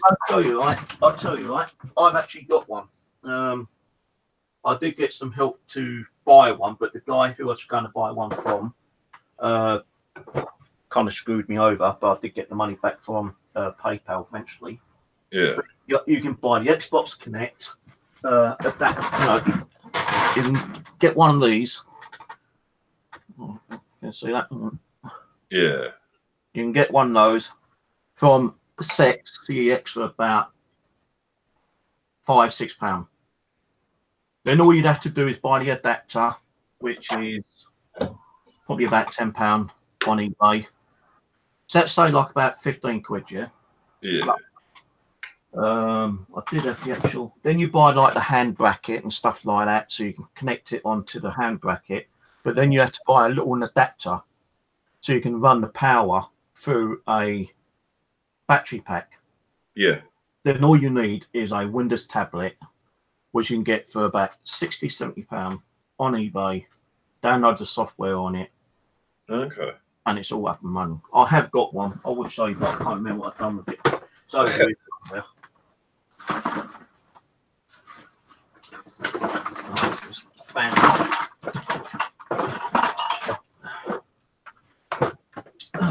kind of falling apart because I've just like ripped it out. But that's it there. 9-volt. That takes 8 AA batteries. Okay. That connects onto your tablet. This goes on, you know, you put your tablet there. Yeah. And that's it. All done. Finished. All you got to do is where you get the actual connect adapter, what plugs into this main socket. Yeah. You just cut that off and put one of these on it.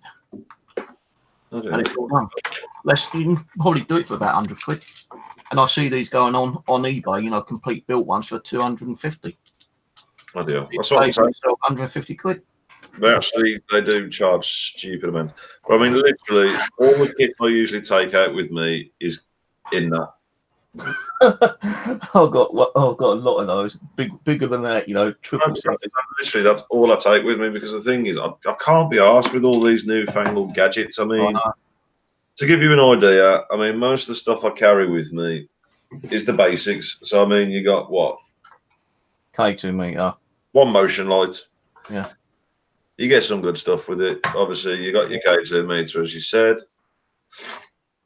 Your Bluetooth speaker. Kieran's got loads of those. You know, your SB7 spirit box.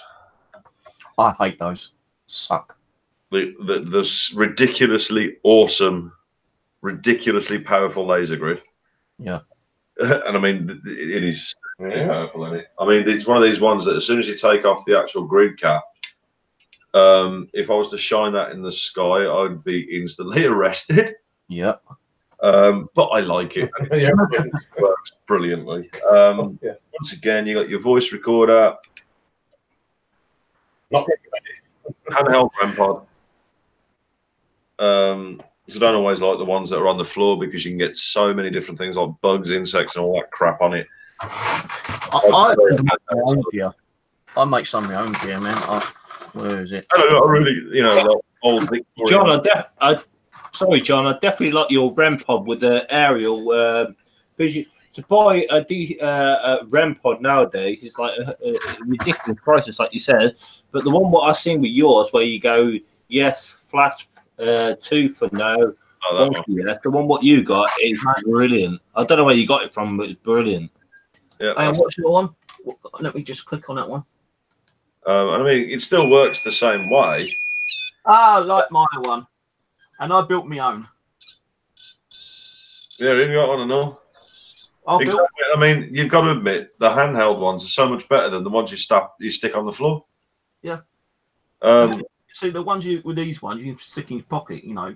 Oh yeah, of course. But it's not only that. It's like I says, with when you go handheld, you haven't got to worry about bugs. You haven't got to worry about anything else like that. It's there in your hand. Can you just put that up near your camera for a minute? Right there, yeah. Who's that made by? I can't see. No, I still can't see who it's made by. It's not made. I don't even think. I think it was gifted to me by somebody. Yeah. What brand is that? When I found out how to make these, I was selling these at 45 quid. I was going to say that's the internal one. Yeah.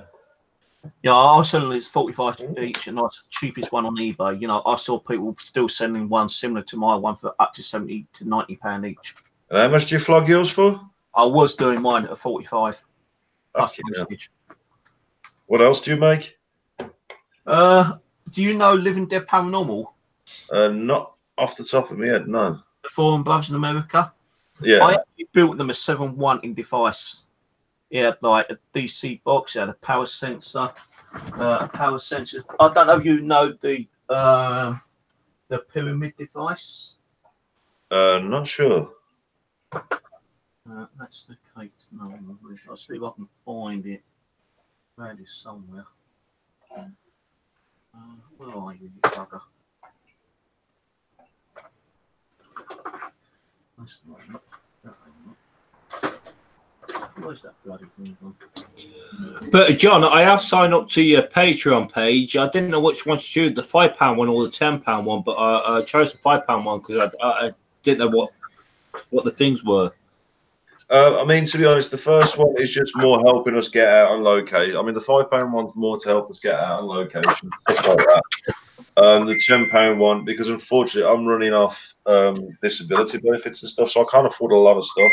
You know, like kit and stuff like that, because I do want to expand my equipment to obviously make better videos for you guys, but also to gain better evidence. But the problem is I can't afford half the stuff. No, I was going to go for the £10 one, but I went too short because it had two options, and when you done the other live stream the other night, I went too short. But just in case anyone ain't who's listening out there, you go on, John. You can explain what the cause is. It's a good cause if you do sign up. If you want, yeah, definitely. I mean, a good cause what he's doing. Oh yeah. Because I remember he was on my live stream I did. Well, basically, what it is, we've got two different tiers. We've got the £5 one, which obviously helps go towards locations and so on and so forth, or even just like fuel to get to them. The £10 one is pretty much both locations, but also, you know, saving money up for kit. But also what I've said I'm going to start doing is once I've raised enough money, and I mean, we're talking, when I start getting enough people in where I then get paid like £100 or £200 or whatever, then 50% of that will be going towards the Russell Hall Children Ward, who took care of my 2-year-old son who had, he was, what did he have? Yeah, he had gastroenteritis where his blood sugar levels were dropping. He was puking up blood. He was not very well at all. And I mean, don't get me wrong. They looked after him. They gave him everything he needed. The second he came home, he was more than happy. But my missus was really heartbroken because she said that, you know, they didn't have proper juice bottles for him. They didn't have, you know, proper clothes for him if they've been sick on themselves. So what I wanted to do within myself is to try and get some money together so I can then start buying clothes for the hospital, baby bottles for the hospital, kids toddler bottles for the hospital. So yeah, that's what I'll be working and aiming to get as well. Right, here's a couple of bits on made. And if you could, Sorry, Steve. If you could, because I can't find a link. If you can find a link, can you share it out the group so people can click onto it if they want to? Oh, it's jumped off. Sound keeps breaking up. No, don't worry. We'll be back on in a minute. Like you say, signal problem. Sorry about this, ladies and gentlemen. We will be back on. I think it's signal problems.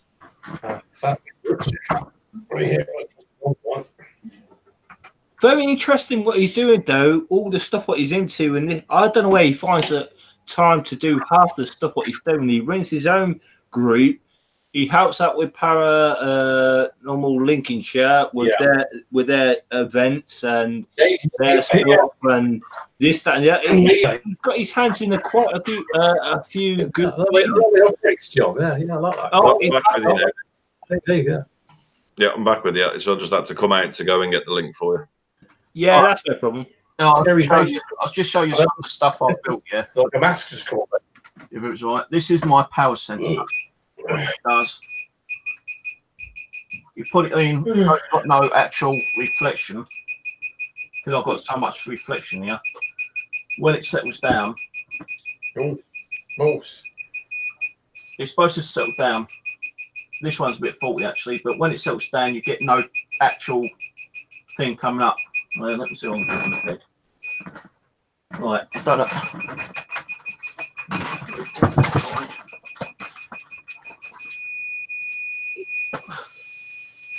Not too much stuff here. Oh, you brother. I've got too much stuff here. This one's been tweaked up a little bit, but what normally happens, you get like 1 bar. If you hear it, it actually up. So what does that one actually do? It's like a K2 meter. What is that again? No, it's a power sensor. It's similar to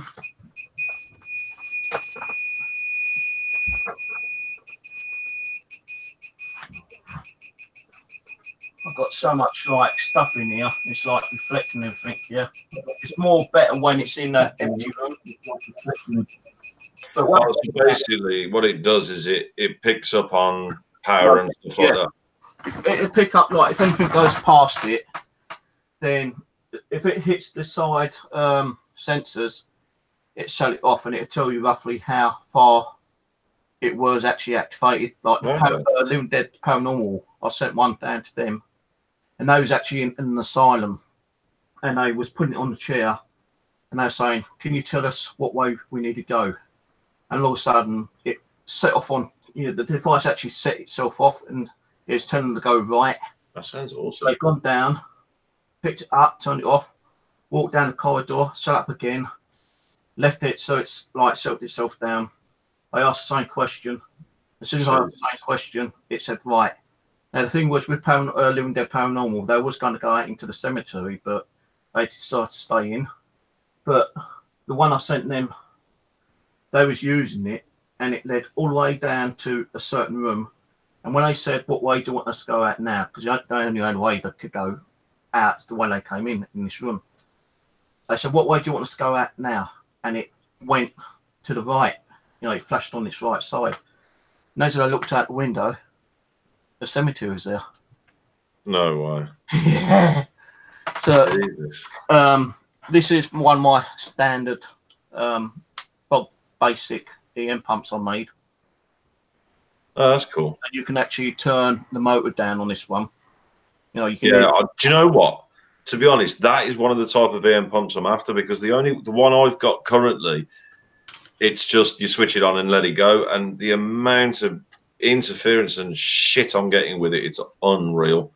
Well, the one you'd love this one, but this one ain't working. I've got to repair this one, but this has actually got a digital display. Oh, cool. And you can turn it up and down. So if for some reason I don't know what's wrong with the damn thing. I think, oh, there we go. It just came on then. I've got a problem with the battery. You can hear it going off there. That's it. It's got a temperature gauge built in as well. Wow. So that's the highest it goes, 2.6. But you start turning it down, well, 2.8. But you can see it being turned down, and you can turn the actual speed down of the motor. And it's got like built-in clock temperature. That's the seconds. So that's like, you know, but it has got a built-in clock in it as well. I'm just trying to get to the damn thing. Yeah, there's the clock on it. So that's the clock. It's got temperature gauge. That's the seconds. Oh dear. You can go into it by setting the clock up on it, but every time you set the clock up, when you turn it off and then turn it back on, you've got to reset the clock again. Oh God. But to be honest, I like the first one I did. Oh, that one. Yeah. Because I don't know what it is. I think it's that nostalgic look about it. The thing is, I've got to start mucking around this because when I turn it on, you can hear the motor. So unless you're in a room and you're recording, you're going to get the sound of the motor. But if you're not, Depends where you place it, I'd say. If you're just using it in a room, you Yeah. know, and you're in another room and you're trying to build up the energy for, you know, that room, you can always go in, and if you feel that the energy's improved, I mean, to be honest, if I owned, let's say, that exact one, I think where I'd do it is like in the corner of a room, maybe, or something like that. Then it's ideal. I'll tell you what. Send me your address. I'll let you have it. Oh, bless you. I do seriously give stuff out. No way. I mean, to be honest, you've seen the I have got more of these. I will be starting building some more later in the future. Oh, that's awesome. When, I don't know. A friend of mine, I don't know if you heard about Steve Cooper. He does ghost boxes. Yeah, but once again, it's the fucking price of it. I mean, it's like, as I explained, because I mean, this is one of the reasons why I'm doing Patreon, is because at the minute I'm on benefits. You know, I am. You know, I can't afford they're costing us. I can't afford it. I mean, a lot of my kids. That's why I started learning building my own stuff. Well, it's like I said, all of this here, I'd say about what 60%, 70% of this was gifted to me. Well, you know, send me your address. I sent you a Facebook link on your channel. Yeah. Hit me up on Facebook, private message me your address. I'll send it to you free. You might just have to change the battery every so often, but it should be okay. I just turned it on. I'll take the battery out. Very kind you do that, Steve. Very kind, mate. Very kind. And you have got like a little switch on the back there. So you know, just to be on the safe side, you don't want to run your battery down. Just turn your switch off. It's got Velcro, so you can stick it on. That is awesome. The only thing that ain't working is the little light there. Nah, that's fine. That's just your on and off light. That's all it does. I think you'd soon know as soon as it starts buzzing at you, to be honest. But I have got, I have got different types. I've got a standard EM pump. I mean, to be honest, like as I've always said, if you ever want to send stuff over to me and use me as your personal guinea pig, I don't mind. Well, I've done that to Living Dead Paranormal, and as I say, I built a 7-in-1 in unit. It had. Because, like I said, the way I work my channel is I do my live vlogs, but I also aim to do live investigations every week to every 2 weeks anyway, so it's always going to be out there. I might send you one later, Lincolnshire. I've got to start building them. Because I've only started to get my hand repaired because because of the stress, all this drama shit being on the paranormal. I just go and punch the door one day several months ago and I broke my hand. Well, I'll tell you what then. I'll tell you what you can do there, actually, Steve. Because I think Martin was looking for someone to join our family, the Lincolnshire Spirit Seekers family that does build these things. But I live in Surrey. I live in Surrey. I live in Mitcham, Surrey, near Wimbledon. So. No. Because the thing is, we've even got family members in America. Oh, right, okay. It's basically everywhere and everywhere. So basically, if he gets an order in, he'll just send you a shout or send you a message. That is a standard EM pump, that one. Yeah, I've got one of them. But I hate the freaking thing. You know, I was knocking these out for 20 quid each. I hate it. These ones, when I send them these... Well, this was like to say, sorry, Steve, this is what I like to see. Everyone helping each other out. It's brilliant. It's brilliant. You know, like I say, in the chat room, everyone support each other, sign up to each other, support each other, describe whatever. I do love it when everyone helps out each other. This is what it's all about. Kevin, I would have helped some other people, but the amount of shit they've been giving me, no fucking way. They can go. You ain't gonna I know, mate. I know, mate. Yeah, I know, mate. At the end of the day, it's like I said to you, Steve, I will happily be your guinea pig. You are more than welcome to join the Lancashire Spirit Seekers family as well. Because, I mean, like I said, Martin is looking for a guy that builds tech. Well, not a proper, you know, I don't know nothing about electronics, to be honest with you. I just like muck around. Well, if it works, it works. Yeah, that's my dual one. Oh, that is amazing. Just put 2 circuit boards in a larger box. Just at the bowser on that one doesn't work properly. But yeah, it's the same like the 7-in-1 box. Well, how come? And they were prototypes. And that one didn't work properly. What's wrong with it? This one's just the buzzer isn't strong enough. But I did make 2 7-in-1 boxes, and the 7-in-1 in box that I sent to Bloom Dead Paranormal had the single. I call these DC boxes. You had one of those in. You had EM pump in it. You had static detectors, which read positive to negative. It had one of those built into it as well. Wow. Yeah. It was 7 things built into one. And the reason why I built it because, hey, come on, look, you know, we've only got 1 pair of hands. We can't be holding all these, you know, when we're walking around. Oh, exactly. The floor's wet. If you ever get around to making one of them, your gear wet, do you? So I thought, well, you know, let's do a 7-in-1. I'll tell you what. If you ever get around to making one of them again, send me one off. I will. Have you ever tried? I was going to say, have you ever tried doing a live stream on that while trying to mess about with kit at the same time? Yeah. It's just the cost sometimes, you know. Like I have still got quite a bit of electronic stuff in there, which I can build some more. But no, so I did break my hand, and I've still got like the twitch and arthritis in my hands. Yeah. The guy who built these ghost boxes, these ones. No, he was knocking these out for about 60, 70 quid each, but because I gave him the idea to have a DC box built into here, yeah, you know, it was done for about 160. Fucking hell. It does have one of those DC boxes built in, and the good thing is, kids can't muck around with it because this is key locked. Yeah, key locked. There you go. There's the DC box.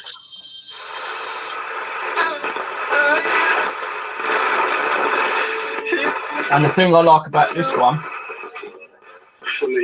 it's got a hiss thing to cut some of that hiss out.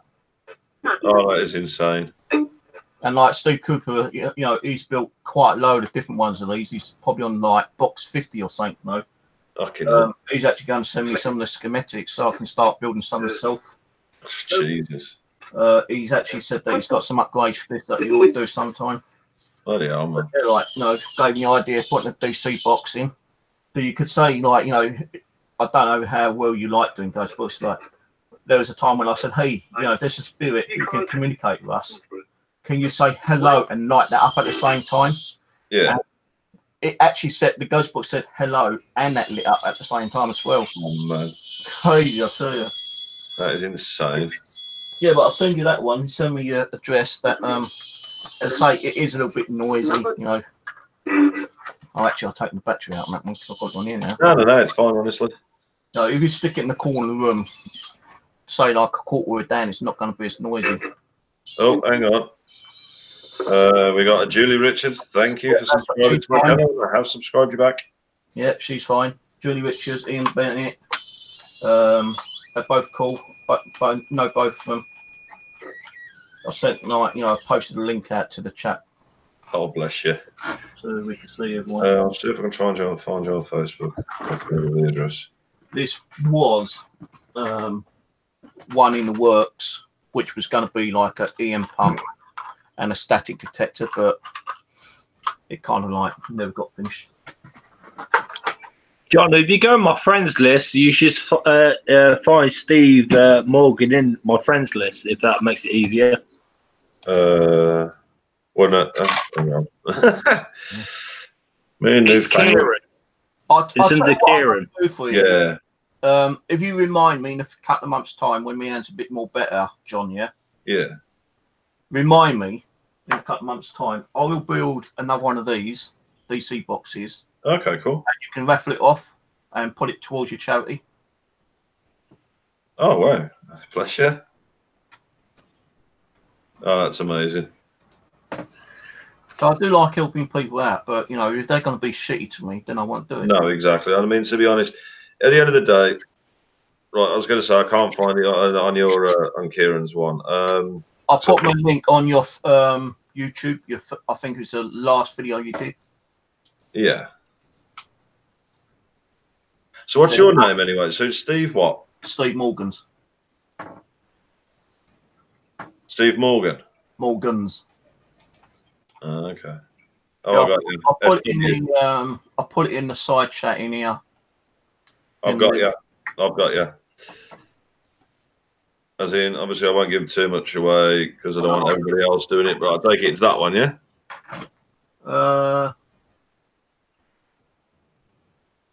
Yeah.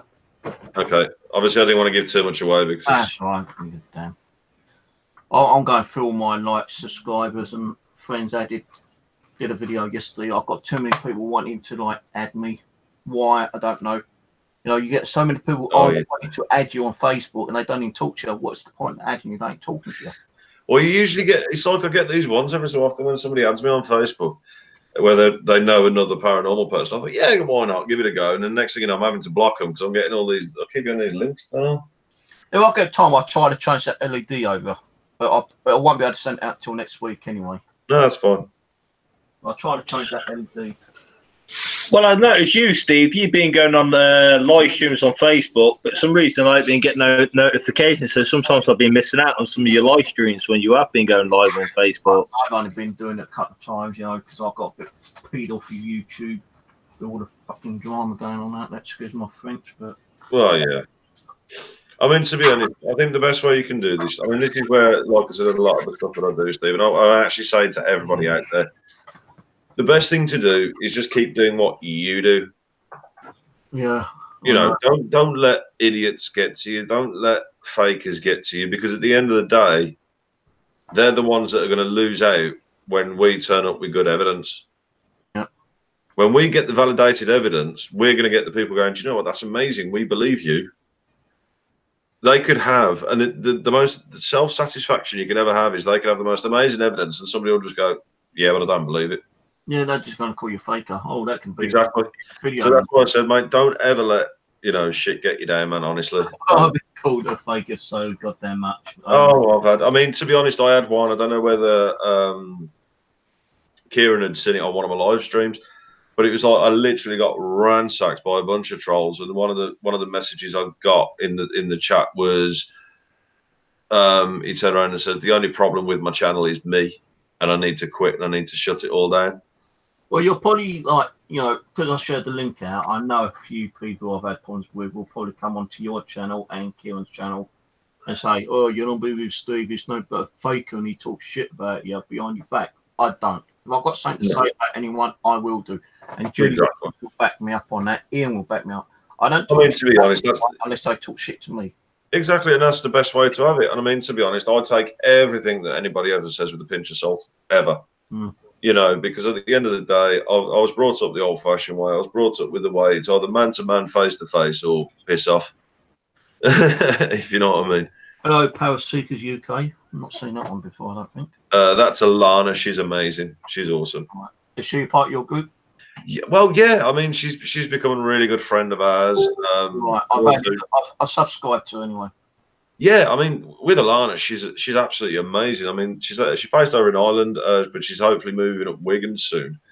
But the thing is, this girl, her knowledge, whether it's in demonology, whether it's in pagan, you know, whatever you can ever imagine in the world of the paranormal, she knows her shit. She's absolutely awesome. She's a fiery one. She's a fiery one, but she's awesome. There's people I've not even seen on here. You know, I've always thought that over the last few months, because of all drama, there ain't no people coming on YouTube because they know exactly what's going on. But yeah, I mean, to be honest, as you probably noticed on my live streams, I will happily say it as it is. You know, I mean, I'm not being nasty. It's like Mr. Steve Huff. I can't believe a word that comes out of that guy's mouth. I tell you, I had the most I had so much respect for that guy until you went and done a investigation in a cemetery, and he just bought out the new SDC whatever application, and he was mucking around with it. He drove a bit further into the cemetery, and he actually said, and you could see someone just about being buried. You know, they're in the casket, walking down to go and bury him, and Huff goes, "Oh, if you can hear me, my friend, come to me. I can help you cross over right now." I thought, my God. That's a little bit disrespectful. Yeah. I said, I can understand it, giving it a few, 2-3 months, and then going, mate. But there and then, when the guys or the female's just about to be buried, Yeah. Come and talk to me in the ghost box. I can help you cross over. As if he's fucking God himself. Yeah. I mean, to be honest, I think what sealed the deal for me with him is all these fucking celebrity things he does. Because, I mean, I'm not being nasty. I mean, it's like me. I'm a massive Marvel fan. I mean, I was absolutely gutted when I found out Stan Lee died. I've been a Marvel fan since I was a little kid. And it's sort of like, lo and behold, he's done a bloody Spirit Box session, having a chin wag with fucking Stan Lee. And I was like, and even my missus turned around and says, he doesn't even know the guy, so why the hell would Stan Lee want to go and talk to him? Yeah. Oh, I'll be battery's running low. Just give me 2 seconds. Oh, sorry, Fish. You're going in darkness. I don't know what done with the damn thing. No, but I do like that one. I do like that REM pod you've got, though. The one with the sort of tells you which way to go. That is awesome. Yeah, that one there. Yeah, I've never ever thought in a million years. I have got another one, but I can't bloody think what I've done with the damn thing. I've never ever thought of using something like that. I've got this one here, which Living Dead Paranormal's got. You've got the sensors on that side, but I've actually got another one, which I've got both sensors in front. No way. And then I've made one which had 4 sensors on, but it was I just couldn't think, hang on, well, it's only got, left and right. And I know if it's coming through this way, that way, that way. So I just stopped doing that one. Bloody hell.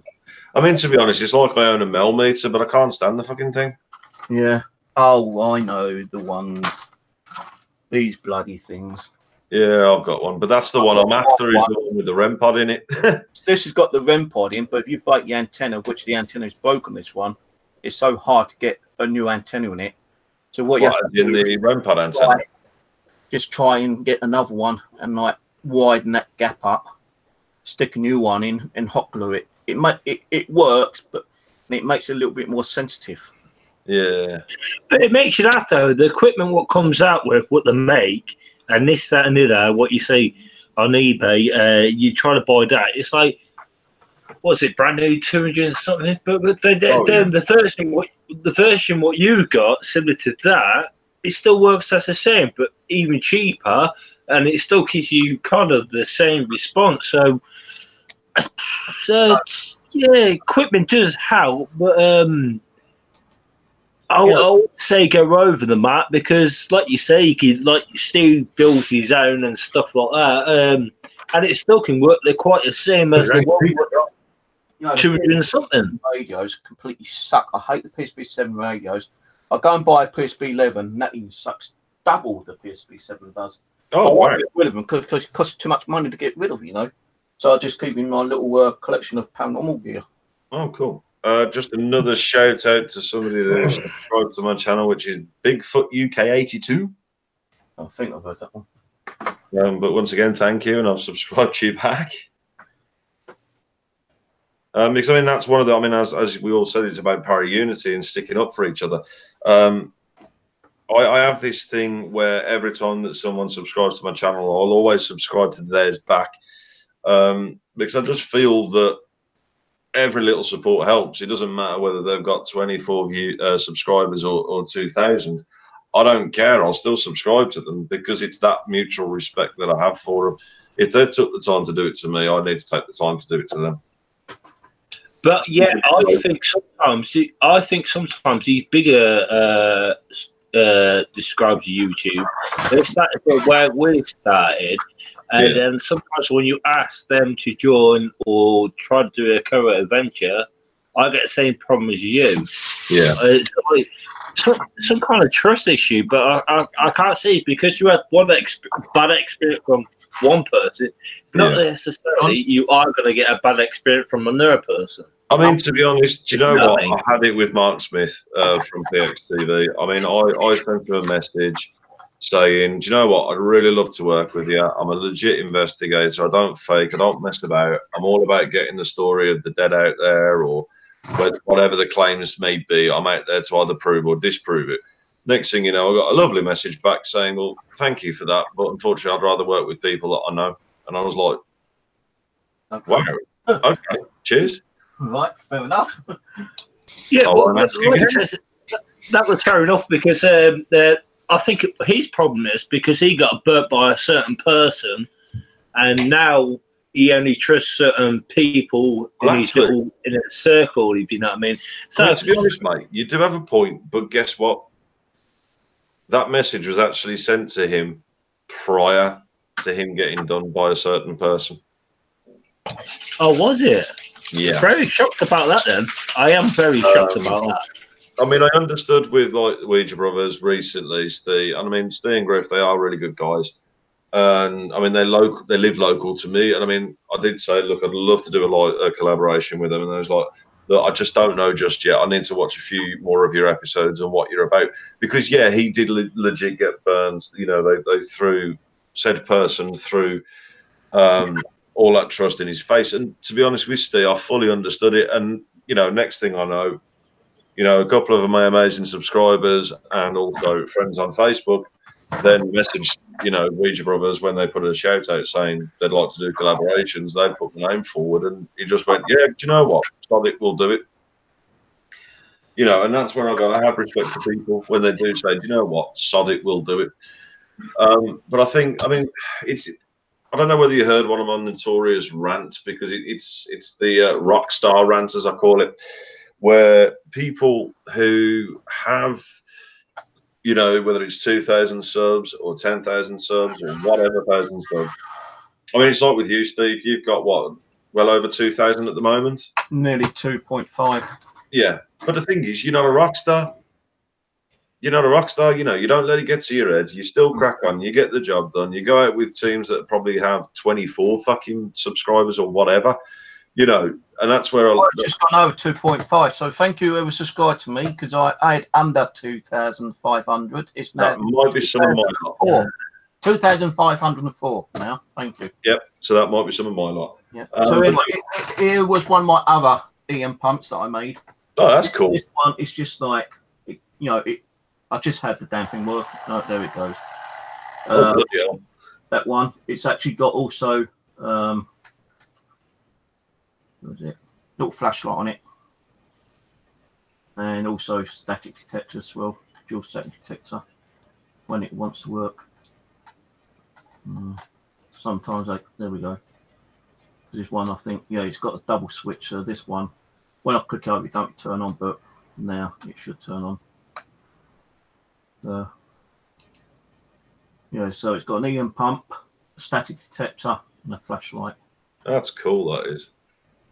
That is awesome. The actual case is broken at the front, so I need to replace the actual casing. That means cutting out the whole damn thing again. Oh, bloody hell! And I was going to say that is really cool. That is. But no, I mean, as I was saying about the rock stars, you know, you get these people out there that all of a sudden they think they're the next Ghost Adventures team, so they don't give a monkeys about the lower level teams out there. They don't care about the newbies out there or the new guys or the new on the scene. They don't give a shit about them lot, and they won't touch them. They won't work with them. And I mean, you know, that's one of the many things that obviously me and Martin and a lot of others have said. Do you know what? Enough's enough. You know, just because they've only got, I mean, like myself. I mean, I haven't even checked since I've been doing your chat, but I know I've had a fair few subs while doing yours. Let me just double check. I mean, obviously, this is thanks to you guys and Alex and DNA. Because I know before I did the live stream with DNA, I only had 304 subscribers within the space of a year.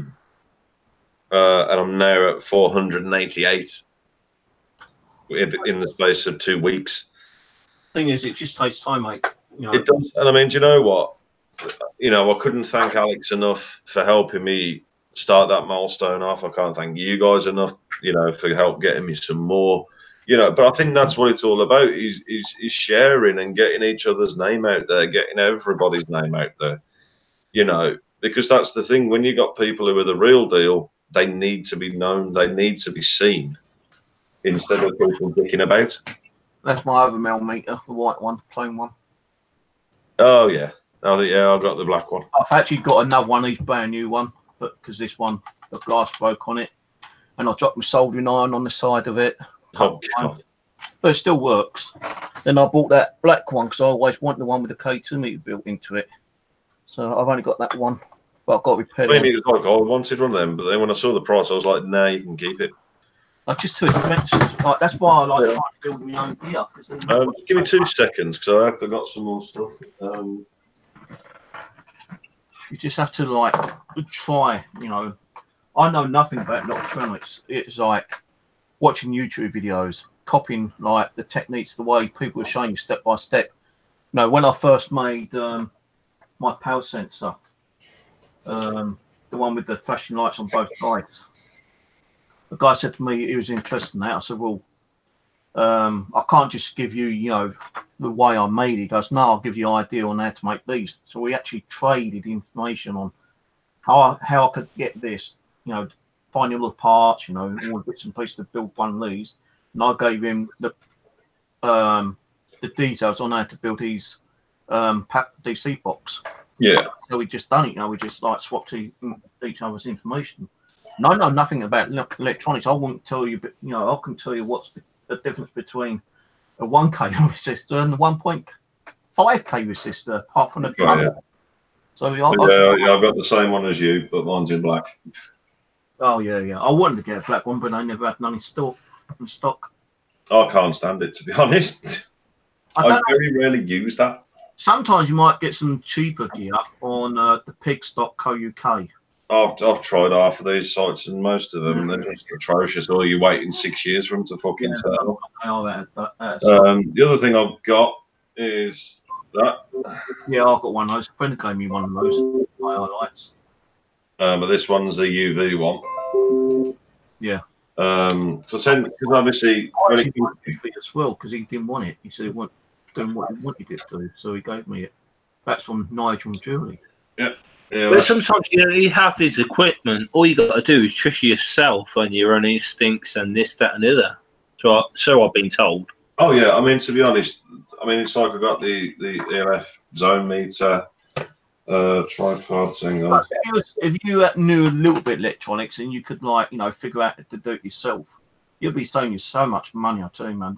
Unfortunately, when it comes to electronics, I'm not a freaking club. I don't. I just watch videos. This one I actually do like, this little doohickey here, because what you do is you got a little sensor just at the front.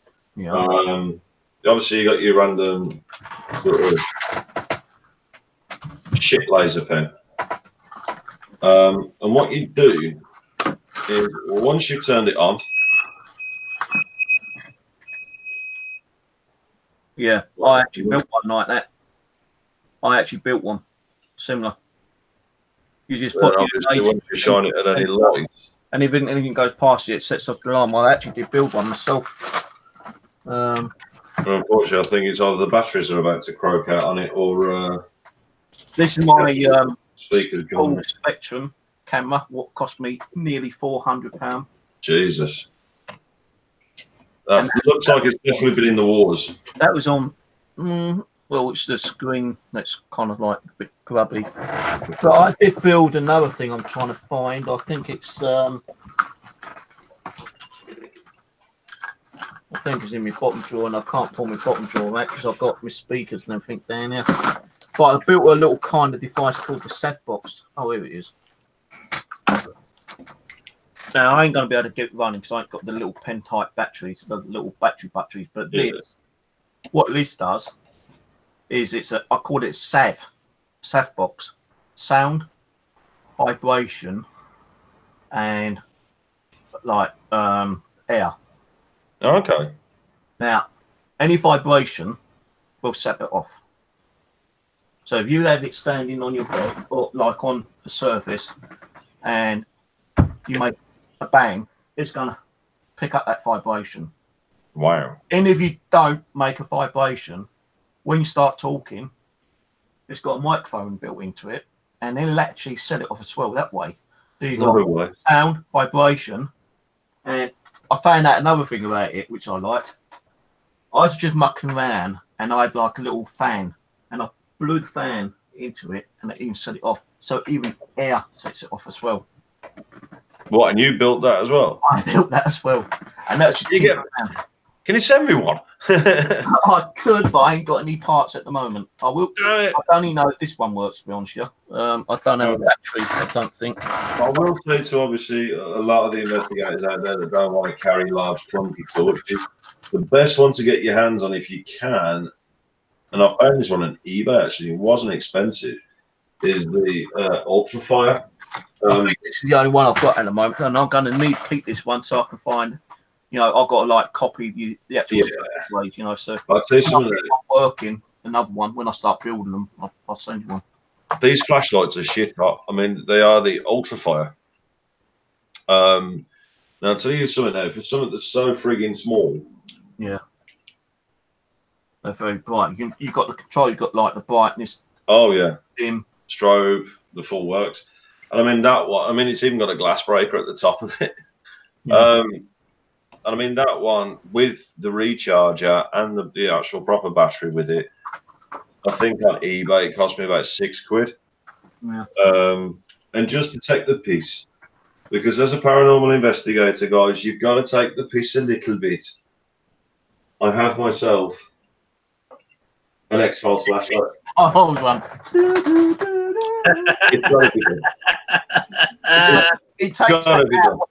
He takes that out when he goes UFO spotting, I bet. Well, yeah. But the thing is, I mean, First show here on Commentary Watch Paranormal Radio. Say again. It's first here on Commentary Watch Paranormal Radio, ladies and gentlemen. Files. Like that. Yeah, that's it, man. That's it. I've had so many people turn around. Not whistle now. I mean, I can't join in because of the sound glitching. It goes up and down. Sometimes I can join in, sometimes I can't. It's just it's how like do you feel? Sound is terrible. It's terrible. John, how do you feel about? It's very frustrating. I can't get it joined. Say again. How do you feel about using Ouija boards? I have one. I've got 4, 5, 6. What I'm after personally is one of the old school ones. I love the old school ones. But I mean, I'll go and grab my one that I've got. It's so beautiful, but I haven't used it yet. You make your own anyway, can't you? You can. The first one I made was on a piece of cardboard with a black pen. It worked. But also, guys, if you can't be asked to carry loads of kit boxes, you can get them on eBay for next to nothing. Oh, I'll beat you on this one. I love this thing. I absolutely love this thing. I'm going to beat you on that, John. I know I've only used this once. This is like a toolkit kind of belt. Oh, God, you got a utility belt. I've got the Batman utility belt. You're the paranormal Batman. You sure my Zoom one, the digital recorder, they're supposed to be in the digital recorder, Zoom one, digital recorder. There you go. From it. But this one you can put. Yeah, that one's supposed to be quite a good one, yeah. You can put like 3 or 4 items in there. You can put stuff in there. I mean, to be honest, Mark, I have heard good things about them recorders. Put stuff in there. You know, this has got stuff on it. They're good, yeah. Yeah, they're good. Yeah, Mark. Sounds pretty good my end tonight. I've not been able to join in as much because as the audio's been great. It just goes up and down. Are they any good? Sorry, you said the Zoom one's any good? Sorry. Yeah, they are. I mean, they're not too bad. Zoom one. Zoom one. About £100 quid. That's the bottom of the end. I can get up to £2. Hey. I was going to say, because the way the microphone is set up, he's always busy. No, because the way the microphone's set up, you are. I'll give that as a gift. Yeah, you are more likely to get some really good quality EVPs with the ones with the external. I've got my dictaphone as backup there. Oh, I've got one of them. That's the same job. Yeah. 14 quid from Aldi. Oh, God. That was a gift from Australia. That Zoom H1 handy recorder. Yeah. That was a gift from a friend in Facebook. They helped her out to deliver some parcels. Oh, cool. Yeah, on Amazon. That's what I use Mark. That's what I use when I do my live. And I've got audios like if I've got a live stream going on, I'm like got things going on in the kitchen, and I've got the camera in the kitchen. That's what I use my Zoom H1. But I've also got this one, the Zoom. This Zoom. Oh, that's cool. And that's for found it. I got the Zoom H1. Records all 360. Oh, hang on, I can see it. The Zoom H1. That's 360 directional. Is that the one like a flip? Oh yeah. I got a Zoom H1 there, Steve. Yeah. Zoom H1 and that one. They got some other one. The one I run off Zoom is the. There's a baby. That's what I got, Steve. I'll cut the limited ones. Yeah. That's a digital recorder I've got. Now this ain't a recorder, but it's a good little tool. The old Trifield. Oh, you yummy sod. Very good quality. That's good. Yeah. They ain't too bad. I've had some things happen on that one. You jammy sod. Do you know how hard it is to get your hands on them?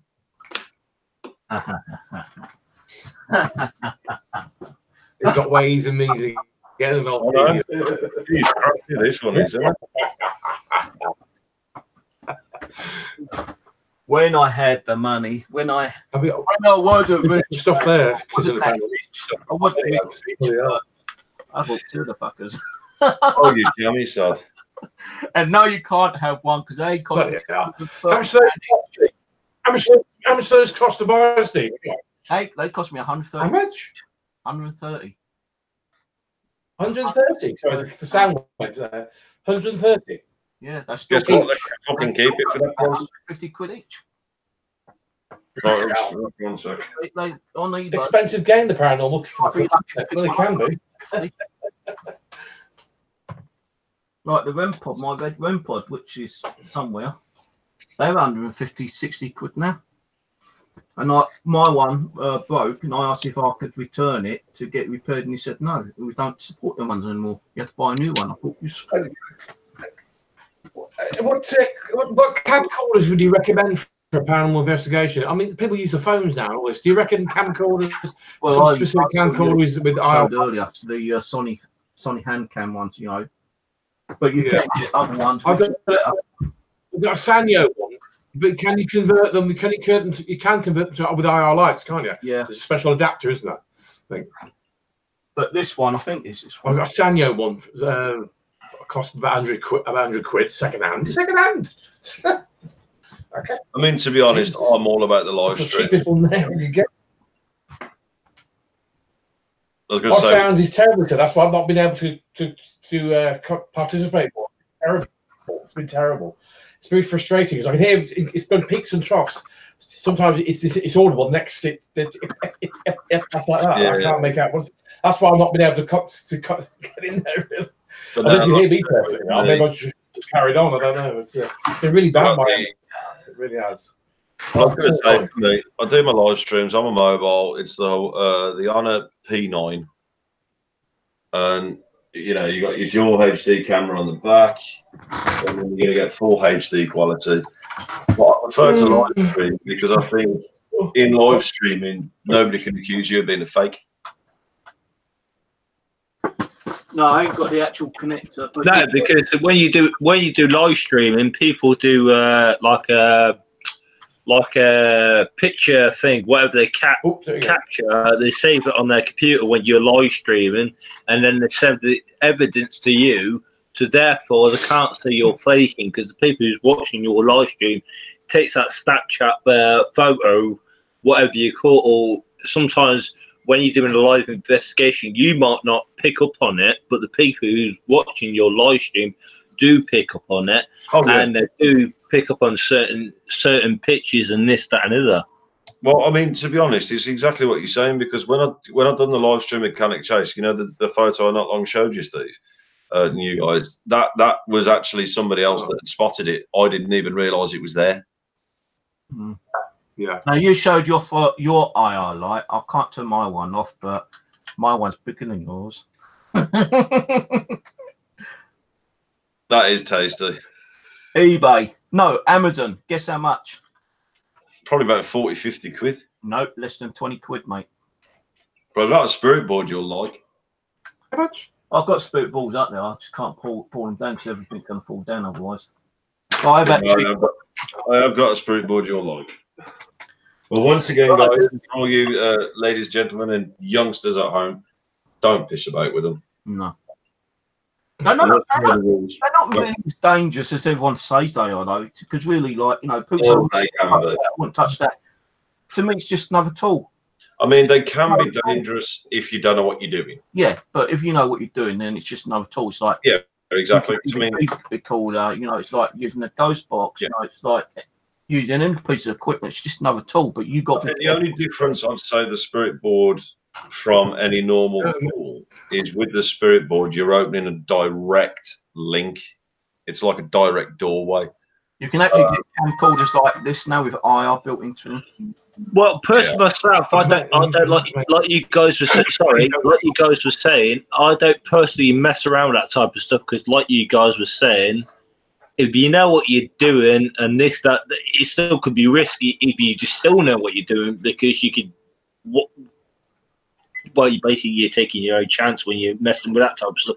But personally, like you say, Steve, it's another tool, but personally myself, I wouldn't mess around with it because personally I don't know what I'm doing, so I wouldn't touch it.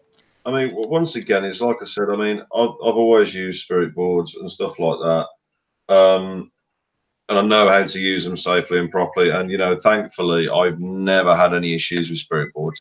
You know, they can be considered dangerous. They can be considered risky because, as I said before, when you use a spirit board, you're opening up a doorway. Because instead of, let's say, for example, like you use the SB7 or whatever, you're trying to communicate with the spirit that's there. But when people open up spirit boards, they turn around then and go, "Is there any spirits here?" Which automatically, the second they use those words, you're opening up a doorway to everything. So usually I always say to people when using spirit boards that the first thing you need to do is make sure that you're only trying to contact the relevant spirit to where you are. So don't open a direct link to everything. Just basically stick to the spirit you're wanting to talk to.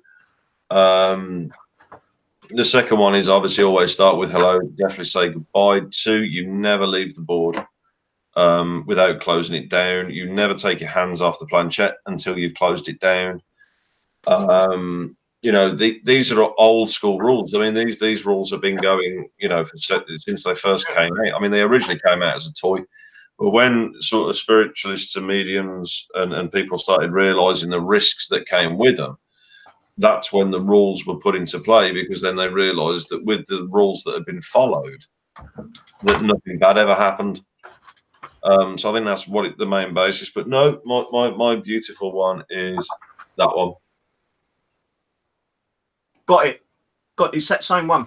I love this board. I've got the exact same one. I saw it, fell in love with it, and I was like, I've got to have it. What I've done with it, I can't remember. Sorry, I don't know much about boards, but do you guys protect yourself before you? I personally myself, I don't know, but I'm assuming you got to protect yourself in some way. Yeah, I do a prayer. I ain't got a clue. I do a prayer. I put across, you know, crucifixes. I have blessed salt next to me, and then I'd say goodbye 4 times at the end. I say goodbye, goodbye, and I flip the placket over and say final goodbye. Yeah, that's the standard rules. Some people only say goodbye once, but I say it like 4 or 5 times. Basically, to make a point. To make the wonderful points that have roughly translated, piss off. Because I mean, it's like I said, these are the things you have to do. Just give me 2 seconds, because unfortunately my other kit box is underneath my laptop. So I'm just going to have to dig that one out. I don't know what to do. Yeah, take your time, John. Take your time. Take your time. Oh, Christ. Oh, here it is. Oh, actually, mine's not the same one as yours, John. Mine's slightly different. Oh. Would you mess around with that type of stuff, Mark? There's my one. Hello? Oh yeah, I've seen that one. Sorry, I've got very bad audio issues, so I can't really hear. I'm not really able to That one as well. you see. I've heard that though. Got that one. It's been pretty bad my end tonight. I'm sorry. I've got this one. Oh, that's gorgeous. Then I've got like a pendulum board, proper wooden pendulum board. That's It's all right nice. now. Well, I've got more Yeah, up there, but I can't get them down. Everything's going to fall down otherwise. I'd definitely love to get my hands on a pendulum board at some point because I actually have purchased a new pendulum, which I'm going to be breaking in on one of my new investigations. You know, what makes me laugh though, right, is people say, oh, look, he's using his hands, so he's making that pendulum or planchet move himself. No. No, the spirits are manipulating our mind and energy. No, they're using their hands to spell out. Yeah, okay, in one way we are moving it itself, but I can't even pronounce now. I can't pronounce it. Unconsciously. Yeah. What's that, John? We're actually being told. I was going to say that's the pendulum I've now got. Yeah, I ain't got that one. I've got several different ones, but I've lost them all. I've got to buy some more. I love this one. But no, I mean, yeah, I've had so many people saying, "Oh, how do you know? You know, your mind's not subconsciously moving it." Yeah. And it's like I'd ran an experiment. There was me, my partner, and a couple of friends, and we all one by one, bar one person, took our hands off it while it was still moving. You know, and that was the best experiment we ever performed because it was like, well, now it's definitive proof that it's not us doing it. Yeah. Because if it's us doing it, how the fuck is it moving on its own? That is very rare for that to happen, even for the to even move by itself. Oh, it's insane. But when he's talking about protection and religious holidays, and he's talking about hoofing great kit boxes, wait till you see this bad boy. This, oh, here's one of my hoofing great kit boxes. Yeah, I've got 3 of those. Oh, I've actually got 3 of those, John. The problem is this one all filled up with cameras and IRs and speakers and God knows what else. Yeah. It's getting really bad. I've collected a lot over the last few years. Well, you were talking about protection and stuff like that. So with myself, I like I say to any groups out there who's new like me, stick to your limits. Don't go overboard. Don't watch the people who knows what they're doing. Just basically use common sense, really. Oh, yeah. I would say for beginners. Have you tried Unleashed, John? What's that one? Skyrim. Nope. You can actually make them yourself. All you need is a picture frame, tin of paint, spray the back of the glass, one side, spray to the outside, you know, like I've done. I've got some of these little pentagram things on there. Yeah. I don't use it that often, but I have had it sitting there. And I've done a stream where I'm actually looking, and you can see your facial expressions change. Oh, that's cool. But I remember you, Steve, saying about protection. I mean, obviously, one of the many things I use is you got your holy oil. I don't know holy oil, holy water.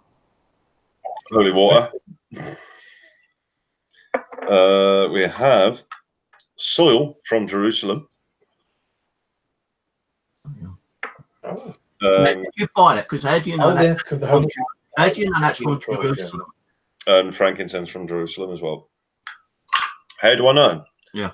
A very good religious source. Oh, right, okay. Because I know on some eBay accounts, like they probably say it's from like this place, that place. Not from Brighton Beach. I was going to say, because when I got that's good. It's coaching, isn't it? when I've got that set up. Good idea. That one.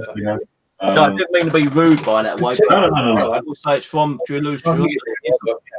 They'll say anything to make some money on eBay. No, sorry, correction. It wasn't Jerusalem. It was Bethlehem. Well, there we go. I caught you out. Same sort of area code, isn't it? Because I mean, obviously that came with it as well. But here's the snag. Rosary beads, yeah. Yes. Olive wood as well. So I'll The live rosary beads, John there, sorry. Yeah, I've got some rosary beads. I've got them from the just charity shop. there's more potency if it's made with olive wood.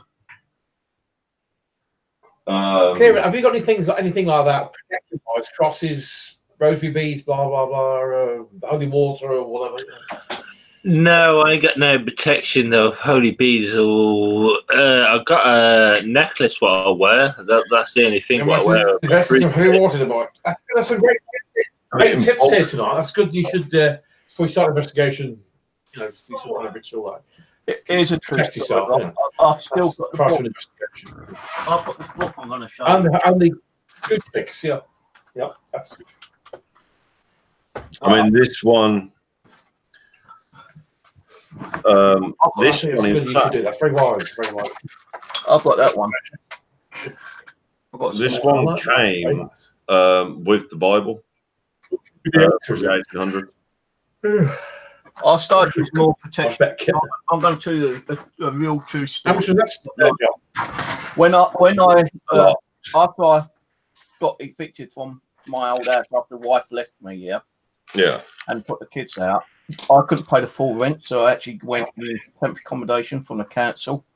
I actually went and worked voluntary in a charity shop, and I was doing, I was still doing the paranormal. I've been doing it about nearly 2 years. And then in the actual charity shop here, I was actually doing they wanted me to clean the window because I used to do window cleaning when I was younger. So I made that spotless. She was pleased over that. Yeah. And she asked me to go and work out the back and sort some books out. So I've just done the CD. I said, yeah, I'll go and do the books. I swear on you. I swear, I swear on my holy life here, because I still am a Christian. I swear on God's life, my life, my drop down dead. I come across this book called Encyclopedia of Ghosts and Spirits, John and Spencer. Cool. The moment I picked it up, I went violently ill. I was throwing up, I was dizzy, I was having diarrhea, everything. Now, I had to leave and go home, but I didn't go home without the book. I paid £1 for the book, 2 days constantly, diarrhea, vomiting, nauseousness, everything you think of. I was so goddamn weak.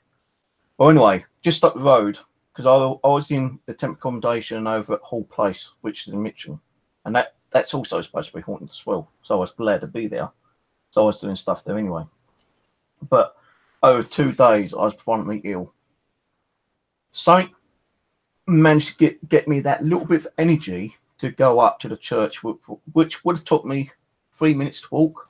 Because I was so damn ill and weak, it took me 15 minutes to walk up there, Now, luckily, he was just finishing the service. I walked in there and I asked if I could see the priest or the vicar or the father, And they said, yeah, no problem, just hold on. I went, oh, you look a bit ill. I said, yeah, that's why I'm here. So the father came down. I said, look, I don't know if you believe in spiritual afterlife. And I told him quickly that I'm a paranormal investigator. And I think I picked up something that may have been spiritually possessed or something, because I've been really, really ill over the last couple of days. And it's only since I picked that book up. I actually took some salt and water with me as well, a fucking great big container of salt and a great big 2-litre bottle of water. I asked him if he could do a blessing over me. He said, yeah, no problem, son. So he started doing this blessing. And as soon as he started doing this blessing, I could feel my energy completely change. I wasn't feeling weak. I was feeling a lot better. And after he done the blessing, he blessed the water and salt for me. And I came home. So, I've been researching and everything about, getting house cleans and stuff like that. I came home and I was feeling a lot better. I thought, right, you fucker. I don't know who's made me feel ill. I'm pretty sure it's that book. So I started reading out the Lord's Prayer. I had 4 prayers I was reading out. I was throwing holy water everywhere, blessed salt everywhere. And my house, the flat, before I went up to the church, it really looked dark. Even, with the sunlight bright, shining through the window, it was really dark. As soon as I started doing the prayers and throwing blessed water and salt everywhere, my whole room started really getting brighter and brighter and brighter. And I come to the book and went, right, you fucker, now your turn. And I've got the holy water. I sprinkled the holy water. I was doing the sign of the cross. I was doing prayers. Never had a problem with it since. I've not even read it. But seriously, I believe this book has some kind of possession or some kind of spiritual attachment that made me ill for 2.5 days. It's possible. It is very possible. I mean, that's why I always keep bags of that everywhere. Yeah. Well, I don't. You gotta keep the Himalayan. It's when I need blessed salt and holy water. I did do a house cleansing here about a month ago. Yeah. And like, you know, because although I've got a lot of dolls in my room, you know, I've got clocks that was given to me. A clock was given to me by a friend of mine. He said that it was handed down to him through a will. Okay. He said since he had it, he had nothing but paranormal activity going on in his house. Yeah. He said, "I'll tell you, Steve, it's this clock. It's this clock." So I said, "We want to send it to me. Send it to me, you know." So he sent it to me. Now, the day he sent me that clock, all activity stopped in his house. When I got it, I went feeling anything, but the clock wasn't working. So I put the clock on the bed. I was doing some research, and guess what happened? Go on, then. The clock started working. Hmm. It started ticking, and it worked for 7 days. Then it stopped. That's weird, man. And I still have the clock in the living room. That's insane. But I know you mentioned that you did want to see that Bible that I own. Yeah. The haunted one, mind you. I think like, if a person's very religious. Let me have a look on that one. Hold on. Oh, it's got the old bind thing on it as well, the lock thing. Interesting. Looks nice. I think, if I remember correctly, I'll try and have a butcher's wallet. So as you can see, oh God, I'm trying to fucking do all this. The writing in it is very old-timey-wimey. And it's dated of September 1883. Bloody hell, that's old. You know what book we've been trying to get hold of? But here's the interesting thing. Now, as you've seen, in fact, we'll do a little experiment just for you guys at home. We're going to be treated. Hello, guys in the chat room. They know you lot, aren't they, on the chat room? As you saw, I've already had a couple of problems here. So I can't hear. It's all. I've got nothing going on in my house. You've can't get involved. Watch me switch my REM pod on, and nothing happened up until I touched it. Correct? Yeah. Let's see if he wants to play ball today. He might not want to do that now. He's going to be a dickhead. I can see it coming. Let's see what we get with it.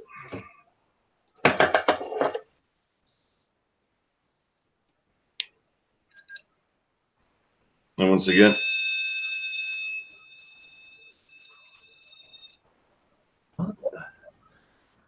turn the REM pod round to your camera so we got the lights flashing. Yeah, Saints generating something around it, and it's actually manipulating the actual energy field the REM pod's giving off. Crazy. Right, if there's any spirits connected to this Bible here with me now, can you set this off again? Make 2 sounds.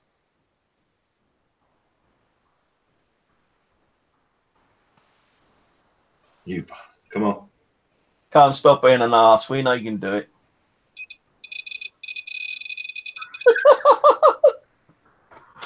Let's rock it with some nice stuff. Are you a male spirit? Can you make it flash if you're a male spirit?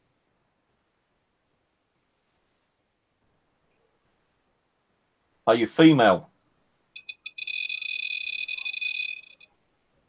Are you an elderly lady? It's doing on cue. Young? Are you young? Middle age? Are you from the 1800s? Get a response there. Wow. 1800s. Late 1800s? I got goosebumps. My whole body's gone freezing cold. I swear, my body's gone cold. Are you trying to affect me in some way?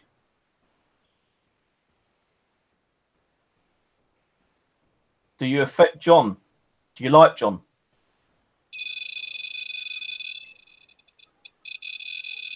Okay, thank you. Are you a good spirit? Are you spiritually good?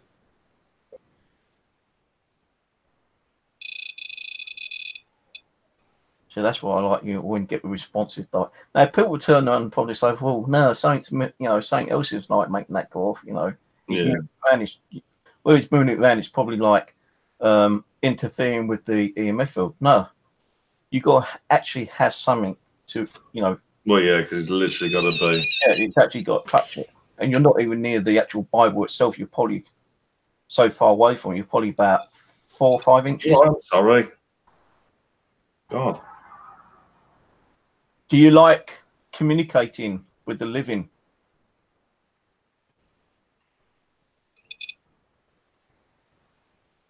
I don't wish to be mean, but do you know that you are no longer in a human form, that you've deceased? Can you try to light that up a little bit more? Can you make it another light up? You're lighting one up. Can you make 2 lights light up?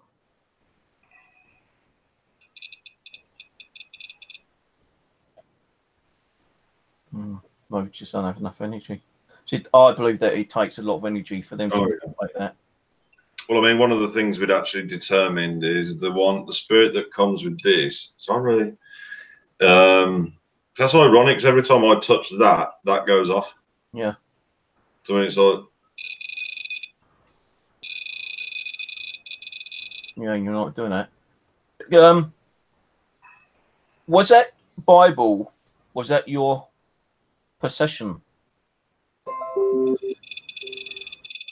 Was that something that you loved dearly? Are you happy that John's got it? It's always on response. Every time I ask, it's like a response. And the mad thing is, I'm not even Catholic. I'm a Druid. But I still have. Say again. Do you like the Druid spirit? That's gone a bit more higher now. You can see the tone is slightly higher. Yeah. Do you haunt John all the time?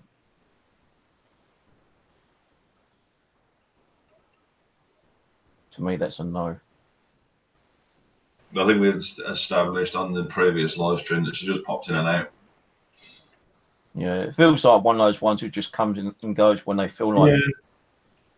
To me, I feel like that will only be active when you're actually holding the Bible, or you're showing that more kind of like interest in it. So it's literally every time I put my hand on the freaking thing. But she's a very friendly lady. Do you feel that us talking to spirits is good? Oh, went even higher. I bet you it's funny. Everybody's on this bloody thing right now. Has got a big smirk on the face, hasn't they? Getting sparks. Definitely, I am. Sometimes I could, some people may believe me, some people don't. Sometimes I can like vision the way they looked. I used to do spirit drawing as well. Was you a slim lady?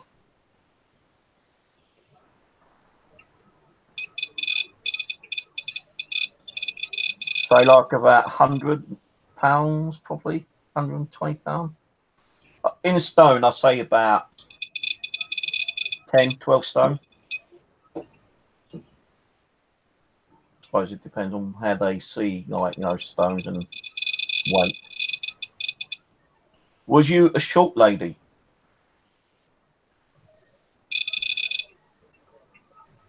Did you once have kind of like brownish hair? Or brunette?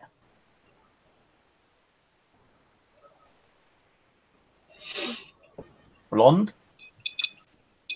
Blonde. Come on, you. There we go. Were you ever married?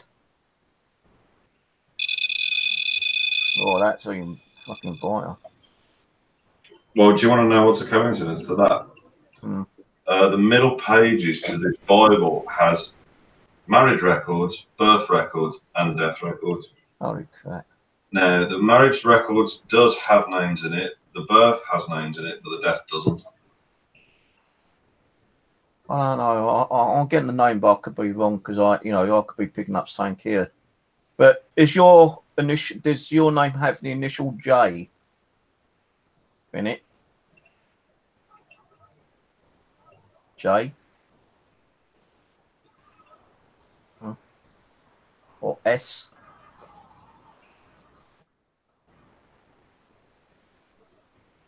No, I'm not picking up something here. Could be.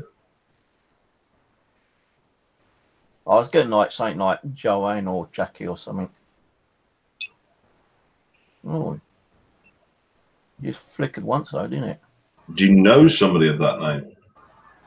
It's not necessarily yourself, but do you know somebody within your family of that name? Yeah. Okay. How about Paula? Do you know someone called Paula?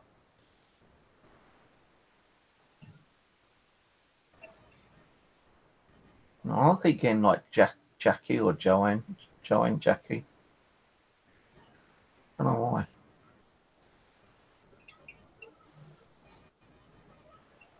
I know there is names in it. I can't remember off the top of my head. Now I'm getting Tracy. I know there used to be somebody who lived next door to us, but she's very much amongst the living. Now I'm getting Tracy. Now I'm getting like a flood of names coming through me now, saying, "Oh, try this one, try this one, try this one." Abby, go and ask her what her name is. Abby's my highest spirit.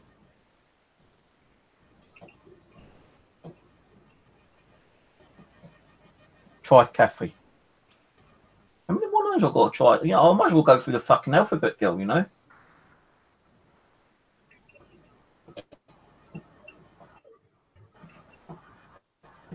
Have you ever casted a shadow in that house and tried to show yourself to John?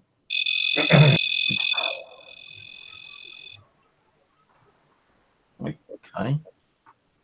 So this automatically proves I ain't faking anything. Have you tried to communicate with John in other ways, like either the shadow or sound?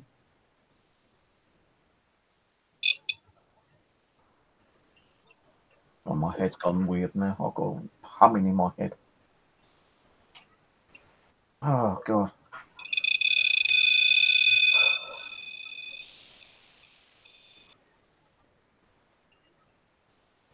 Have you tried knocking? Have you tried knocking to let John know you're around? What do you want, Tammy? You've been fed. Yeah. Does John have any animals in his house?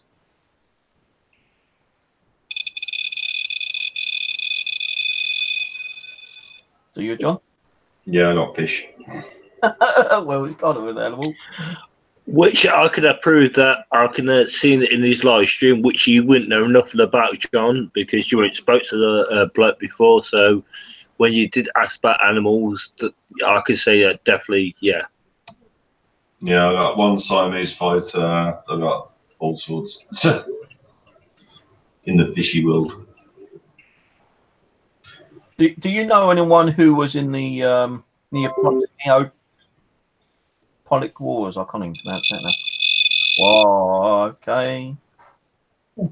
Have you ever heard of Nelson?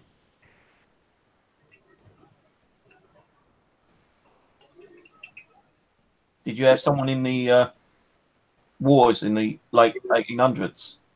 The son, father? Was you a nurse? Did you help any of the wounded? Did you work within the church?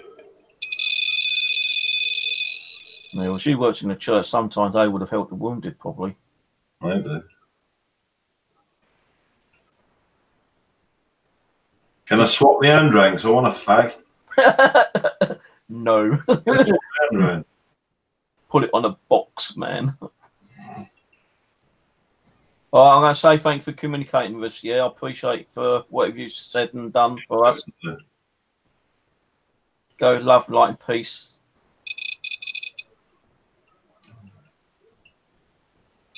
That was me. That's crazy. But yeah, so that is my stupidly haunted Bible. Stupid haunted, ain't bloody stupid, bloody haunted, mate. I see he's haunted. But yeah, but I think she was married and had 3 children. But the weird, strange thing is about that. It takes a lot of dedication to get these things. Say Yeah, again. Crimean War, sorry, not the Crimean Neapolitan War. But it's like I said, I mean, now.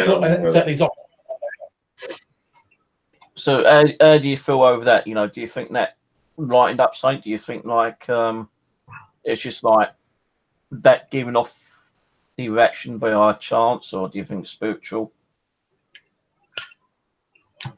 Who? Any of you? I think like you know, there's definitely something attached to that Bible. I'm used. I already know. So, I mean, what do the other two think? So, I've got the other 2 lads in. Sorry, personally myself, I think he got. That's why I never said nothing, because I stayed quiet because I was listening to you two, and the responses what you got with the questions, like you say, you two don't know each other, you ain't seen each other. Never. The responses what Steve says to you, John. Well, through the Bible, when you, well, I don't know what to say. I'm just blown away. I'm shocked. I'm shocked. You know, until tonight, I've never met John, and it's been a pleasure meeting him. You know. Yeah, well. You know, I will send you that EM pump. Just but like, like I said, I mean, now. Yeah, you turn it on now, but nothing comes through. But spirits can be free. You know, they can roam around. They can, you know, detach themselves. Yeah. Hey, our grandmother, you're with us. Cheers, love. Step away. Step away. Look, I know you like to be centre of attention. Piss off. Thank you. That's good, isn't it? Wait. So I've noticed sometimes, though, if you, on my one, if you press like at the bottom, it does go off sometimes, but it depends on how they build them. Yeah. You know. Well, as you can see, I'm still holding mine at the bottom, and yeah. So I normally hold mine down on the side like that. I mean, it's like with mine, it usually supports it at the back. Yeah, so that's what I'm doing, kind of thing. Yes, grandmother. Hello, Granny. How you doing, darling? All right?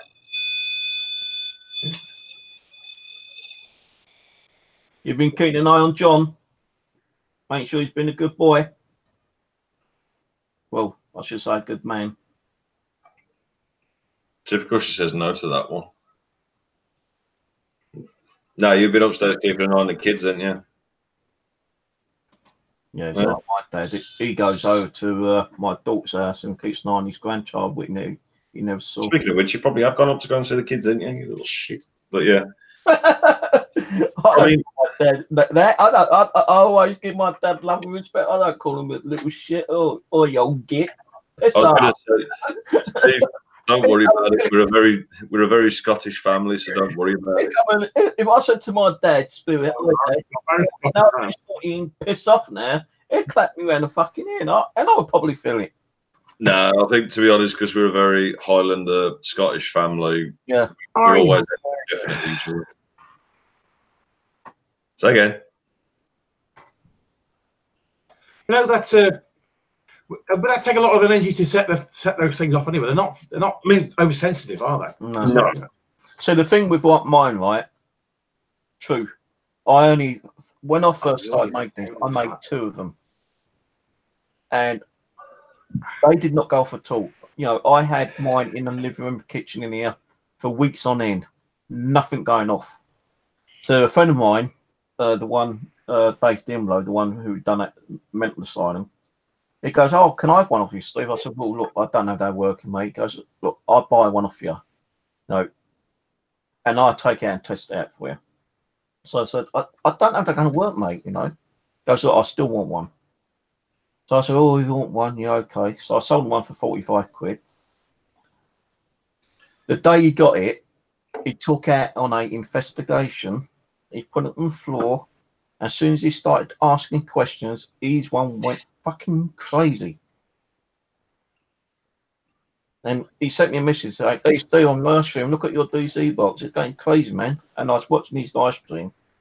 And every time he asked a question, his box was going crazy. And I thought, well, why the fuck ain't it done it to mine? So I said, well, maybe you just hadn't explained how to, you know, tell the spirits how to make it work properly. Yeah. So I thought, right, okay, you know, I'm sure I'd done it. So I went in the living room a couple of nights later. I stuck it on the ground, turned it on. I went, right, spirits, all you got to do is go into the antenna. Because what it's doing is generating its own EMF field. And apparently you spirits can manipulate that EMF field just by, you know, going to the antenna. So can you please do it for me? As soon as I said, can you please do it, it started going off. Oh, That's what you took long enough to fucking set the damn thing off. It's been sitting there for weeks and weeks and yet done it. Is it because I explained? And as soon as I said, is it because I explained to it, it started going off again. So I thought, right, okay, so now you know how to use the damn thing. But now, like I said, with the laser grid, this one is shit hot. I mean, I'll give you a quick example. I'm going to disappear off screen. I've got to turn the living room lights off, but then I'll shine this so you get to see what I'm on about. Amongst the carnage of toys. Oh, by the way, guys, thanks for letting us on. It's been interesting. Don't worry, mate. Yeah, don't forget your co-host, Cultural Royalties Paranormal. I can't get anywhere. No, you don't I have got to it as much as I'd like to because the audio's been terrible my end. So, like I said, bloody frustrating. So, are you ready for this amazing laser grid? What I've heard. Yeah, I've actually got a couple of laser grid pens myself. Yeah, I've got one just like that. I've got the one where you can change the different adapters on it. Don't need to with this one. Yeah, I can do mine like that. I love this one, man. What you want to do is like what me and Simon done. Get the tip one where it's just like one beam and run it through a crystal and see what happens that way. Because what you could do, if I get my other box, no, hang on, I don't need the other box. I haven't got one with me right now, I don't think.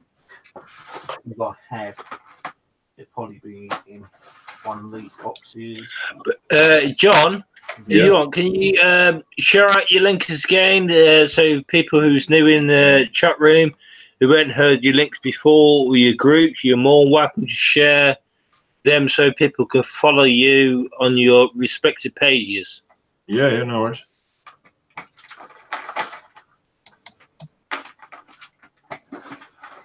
Stick on Patreon.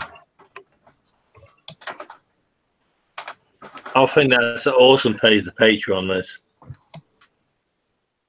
I will be doing more content on it at some point soon. Well, I've got one here, but the battery's kind of low. But what it's like you say, Rome weren't built in a day. Do you know what I mean? It would take time to do what you need to do on there, but you will get there. Oh yeah, definitely. Not sure I've got another. I know I've got another battery. I just got to pick one out. Crystal. And once again, I do thank you for taking your time out to come on this live stream to do this. I know you got kids. I know you got the school run tomorrow and stuff like that. So, I ain't got much appreciated. I was going to say they're in preschool, so I ain't got no school run tomorrow. Oh, okay. I was going to say my kids are only 2 and 1.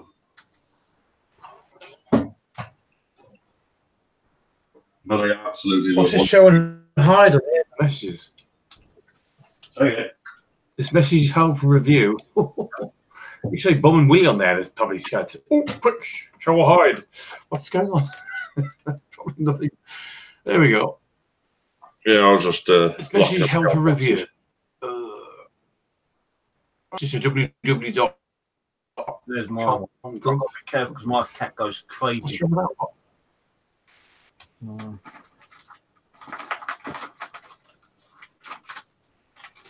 Why is it?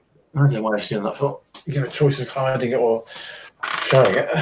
Absolutely nothing wrong with that. Yeah, this ain't the one I need. But let's just say that's a single laser, yeah?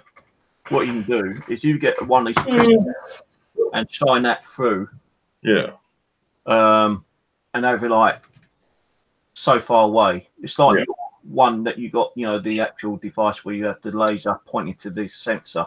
Mm. What we try to do is we done it the same way. But it's just like one laser grid itself. You can get these ones with these other adapters, the single line one. And what we tried doing is running the laser through the crystal, and we was able to actually bend it. We was bending the laser. No way. Yeah, we got That it. sounds awesome. Simon actually was able to bend it into like a half circle by doing experiments. Yeah. But no, like Facebook groups, if anybody wants to join, all it is just type in Black Country Spirit Seekers into the groups page, and then you'll joined it already. But yeah, we was able to bend the laser grid by using crystals. Then I'll try that at some point. I did make a little kind of like device, but it got broken. I can never bloody find a thing. But it was able to like send the laser grid through a microphone. Okay. Everything that came from the microphone, it'd come off the what's the name onto a speaker, and you get like weird things coming through it. That's insane. But now I'll definitely be having some of them gadgets off you, though, Steve. I'll have to start. Like, I was speaking to my mate last night, Steve Cooper, the one who makes those ghost boxes. He said, "Look, Steve, you're going to, you know, so much stress. You know, all this drama's putting you down. You just have to get away from that drama, start getting yourself busy again." Yeah, definitely start building, man. No, I'm going to be doing woodwork. I'm going to try to make my own Ouija boards and plaquettes. You know, I'm going to be doing more fishing floats. I'm going to start. I mean, like I said to you, I'm more than more than happy to be a guinea pig for you for anything that you create. I don't mind. Because I mean, that's one of the things that I really want to do at some point. But the thing is, there's not a lot of creators out there within this platform. And it's like I've always said to people, I'm more than happy to test out people's equipment that they've created. You know. So what I did with Living Dead Paranormal, when I started sending stuff over there, as soon as he started using it, it put credits on for me at the end of the video or at the beginning, saying like, DC box created by Steve Southwest Ghost, because that used to be my channel at one time, Steve Southwest Ghost. If anyone's interested, go to my webpage. So I do have a webpage, Steve. It's actually Southwest Ghost, all in one word, dash, as in the minus. So it's Southwest Ghost UK.co.uk. Yeah. And I had stuff on there, but being on unemployment, it was like grasping me up because I was selling stuff on eBay. So I had to stop selling stuff on eBay. Okay, now. But I've started. You can actually sell stuff if it's your own personal stuff. You can sell stuff while you're on benefit systems, but you got to be careful how much you're making. But I mean, what I can do for you as well, to do it for DNA, because they help me out a lot, is I have, if you look on my YouTube channel, I've got a section called Sub These Guys, which is like all my favorites or people who've done stuff for me, which basically puts them right at the top of the list of my subscriptions. Yeah. So people automatically can go straight over to them. So what I can do, I mean, if you're more than happy to allow me to be your personal guinea pig for your gadgets, and I said, send them down to me. I'll do a live stream. I'll test them all out. And then what I'll do for you is I'll put you in my subsection. Yeah. So people will see your channel straight off the bat. And once again, you know, I'll do what I do to everybody and give everybody shout outs all the time. I'm more than happy to do that for you. And like I said, I mean, did you say you drive? No, I don't drive. Public transport, bus, tube, train. Ah, okay. I mean, what we can do, maybe, because I mean, I know between the Black Country and London, it's a bit of a fucking distance. Yeah. But what I can do is, if I'm ever down your neck of the woods, I'll give you pre-advance warning. And I'll say, right, come on, you're coming to join us. And I'll have you straight on our channel in no time. All right, cool. You know, it's like I said, at the end of the day, I'm always out for scratching people's back if they scratch mine. I'm always out there for respect, loyalty, you know, and honour. That's what it's all about. You know, I can't stand these fucking arseholes. You just don't get much loyalty with people nowadays, do you? No, you don't. Well, they kind of like screw you over sometimes.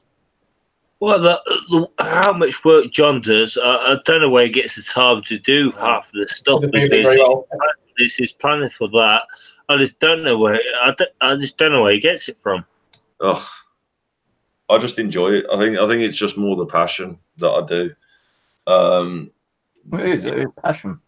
Yeah, I mean, it is work, but it's passion at the same time. Because I mean, it's like I said, I mean, I'm working on hopefully opening up a market stall soon where I'm doing a lot of readings for people and spiritual stuff. But the good thing is that the place where I hopefully will be doing that has free Wi-Fi, so I can still do this at the same time. But no, I mean, because unfortunately I was off sick for a long time due to mental health reasons and stuff like that. You know, not people wouldn't. Because I mean, I was originally a head chef by trade, but unfortunately, due to mental health reasons, I couldn't do that industry anymore because automatically they'll go, "Well, you're a basket case. I don't really want to trust you around knives. See you later." So that's when I thought, well, I need to do something with myself, and that's why I started doing this. I don't know if you actually collect haunted stuff yet, but if you're ever out on a haunted location, they've got something they need to get rid of, I'd be interested in. Yeah, definitely. No, this is a doll I bought off eBay because it really does resemble my dad before he died. Just that the beard wasn't as big, but that resembles my dad. Oh God. But recently I bought some stuff off eBay. I ain't going to dig them out now, but I've got 3 tribal masks and I've got some spears and arrows. Okay. I just recently got this little bugger. Oh dear. He's this has actually got a spirit attached to it. I can't remember his African name, but translated, it's actually George, I think it was. Okay. What I've got from a Ouija board and even through EVP that he was a witch doctor. Yeah. But he wasn't a bad one. He helped his tribe, which was about a 60 in the actual village, helped him with like medical problems and was able to get like curses removed from them and stuff like that. Okay. So I'm working on this one at the moment. Wonder if he's got any good juju to send everybody else that needs it. No, you won't do that. So I'd love to send some juju to a few people like now in the paranormal, but and to me, if anything happened to them, just think the consequence it probably happened to me. Especially I mean, it's the same as pagan. Well, I was going to say it's the same as pagan and druid law, the law of threefold. What goes around comes around. Yeah. But no, I'm definitely going to enjoy using that EM pump because the one I've got, I ended up getting, I just couldn't use it anymore. It was just so fucking annoying. Because ironically, actually, the old EM pump I had drained my phone battery. I've actually got a picture of him on my YouTube, actually, on my little altar thing. Okay, cool. So that's my little altar table over there, but I've got like biscuit papers and stuff on this. But I mean, is that I've just started updating my website slightly. I was going to say, Steve, is that something normal with an EM pump to drain mobile phone batteries? An EM pump to drain? No.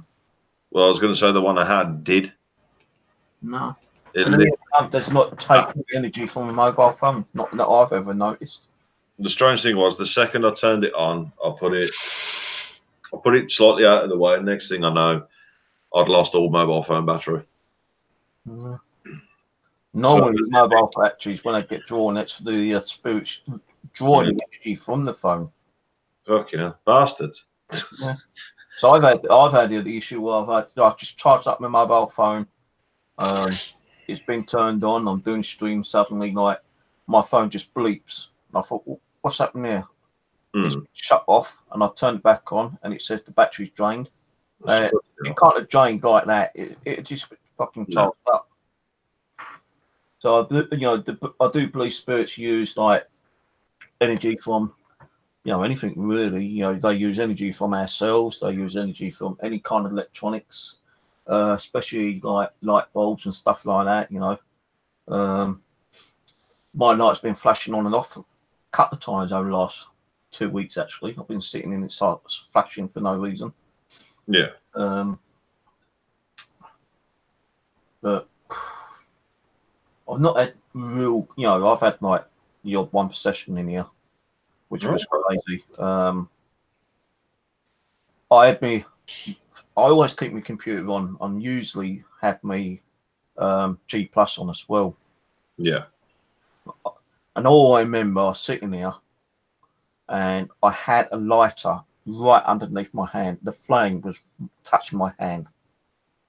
And, I've actually got some of this on my YouTube as well. And there's a guy called Lindsay who lived in America. Something made me come onto the computer and type something out on the Google Plus side of things, yeah. And I just sat here, and Lindsay saw the actual comment, and it really concerned him. Now I spelt something out backwards in English, and I also said something in Latin. Now, I don't know nothing about Latin, but he looked at it and he got really concerned. So he jumped onto his G Plus and he started ringing me, and he kept ringing. Yeah. I wasn't answering it, but for some reason, I don't know if I hit the mouse and it clicked, answer or whatever. And I'm sitting there, he's going, Steve, you all right? You all right? No, I didn't know, he was even there talking to me. And he'd been shouting out, and he said he could see that something was seriously wrong with me. Yeah. Yeah, about 7 people on, start praying. And they were praying for 4 5 hours. And I'm sitting there with a lighter, only for about 10 minutes, right under my hand. And after about 4 or 5 hours, I suddenly kind of like snapped out of it, just like that. Yeah. No, stay. Oh, yeah? What? What the fuck am I doing here? Don't you know what's been going on? No, what? He goes, well, you've been out of it, man. And he told me what I'd written on your Facebook. But not Facebook, Google Plus, sorry, Google Plus. He was concerned about that. He goes, you've been sitting there with a fucking lighter under your hand. I bet your hand is blistered like fuck right now. I said, no. He goes, no, seriously, look to my hand. Nothing wrong with it at all. No black burn stains, no blisters, nothing. It felt kind of like a little bit weird, but nothing there at all. I've just got a quick question, actually. Sorry, because I've just, obviously, as you do, you just scroll through comments. Who was it that had hidden Chelsea?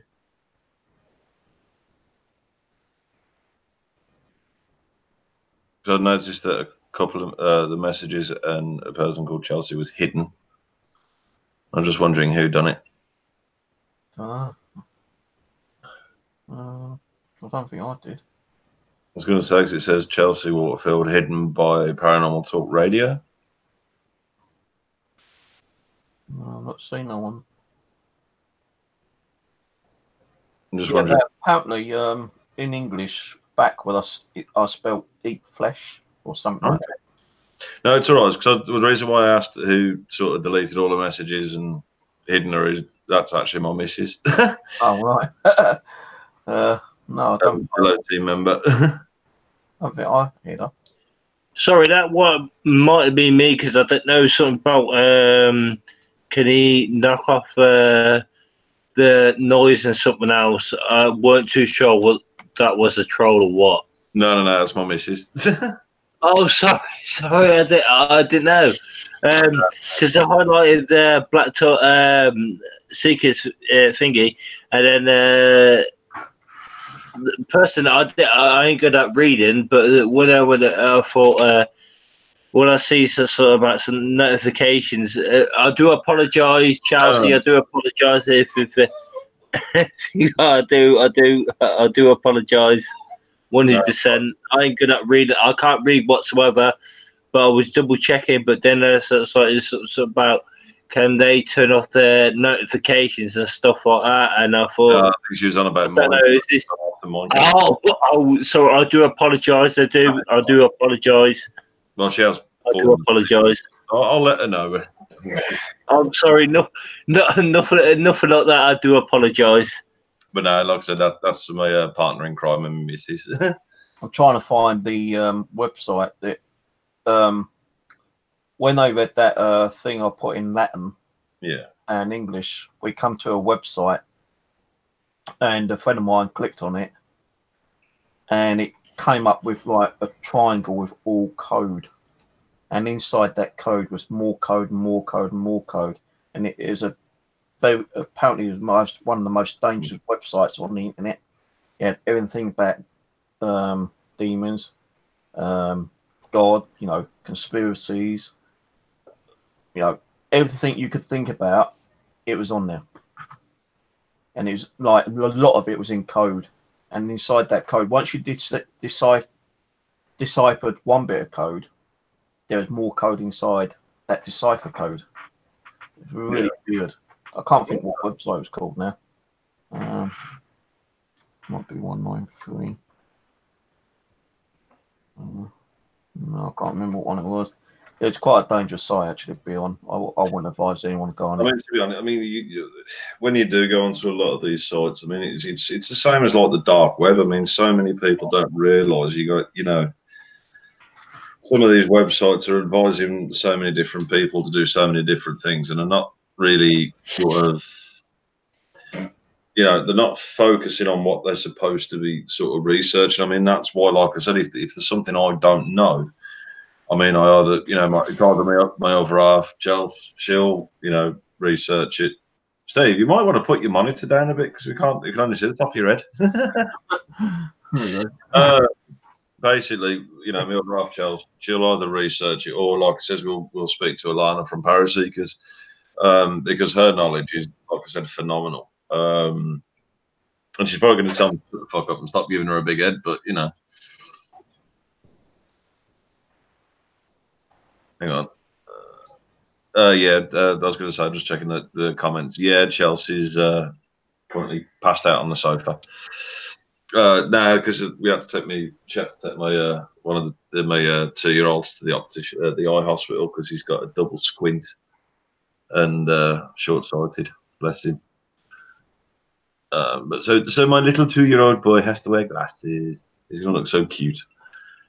But no, it's like going back to what we were saying to do with Martin, and this is one of the many things that we're going to involve when we do, like the paracons and stuff like that, is to also make investigating safe for people at the same time as enjoyment, because a lot of people don't seem to realise that when they, this is why I said, look, some people's channels are not necessarily ones that we know too well, but it could even be ones stateside or wherever, that really grind on me when they're saying, oh, I've got this cursed item, I've got this divot box, I've got this, I don't know, upside down crucifix that belonged to, Aleister Crowley or whatever. These sort of things really irritate me, because it's sort of like, well, we're trying to say, okay, it's okay if you want to go to the Battle of Edge Hill and see if you can contact a soldier, or, if you want to do the Jack the Ripper, or whether you go to Falstaff, Stratford-upon-Avon, or even just places that like me for Cannock Chase. I absolutely love the place. But I think it's also got to be kept safe, because, so many, I don't know whether you guys have heard, the concept of, and I think unfortunately it happened on the filming of The Exorcist, is that when you start mentioning the devil, when you start mentioning demons, when you start mentioning names of these things and what they're capable of, you're just asking for trouble. So, unfortunately, on the set of The Exorcist, they did. They used us. I never use demonic names. I never say them.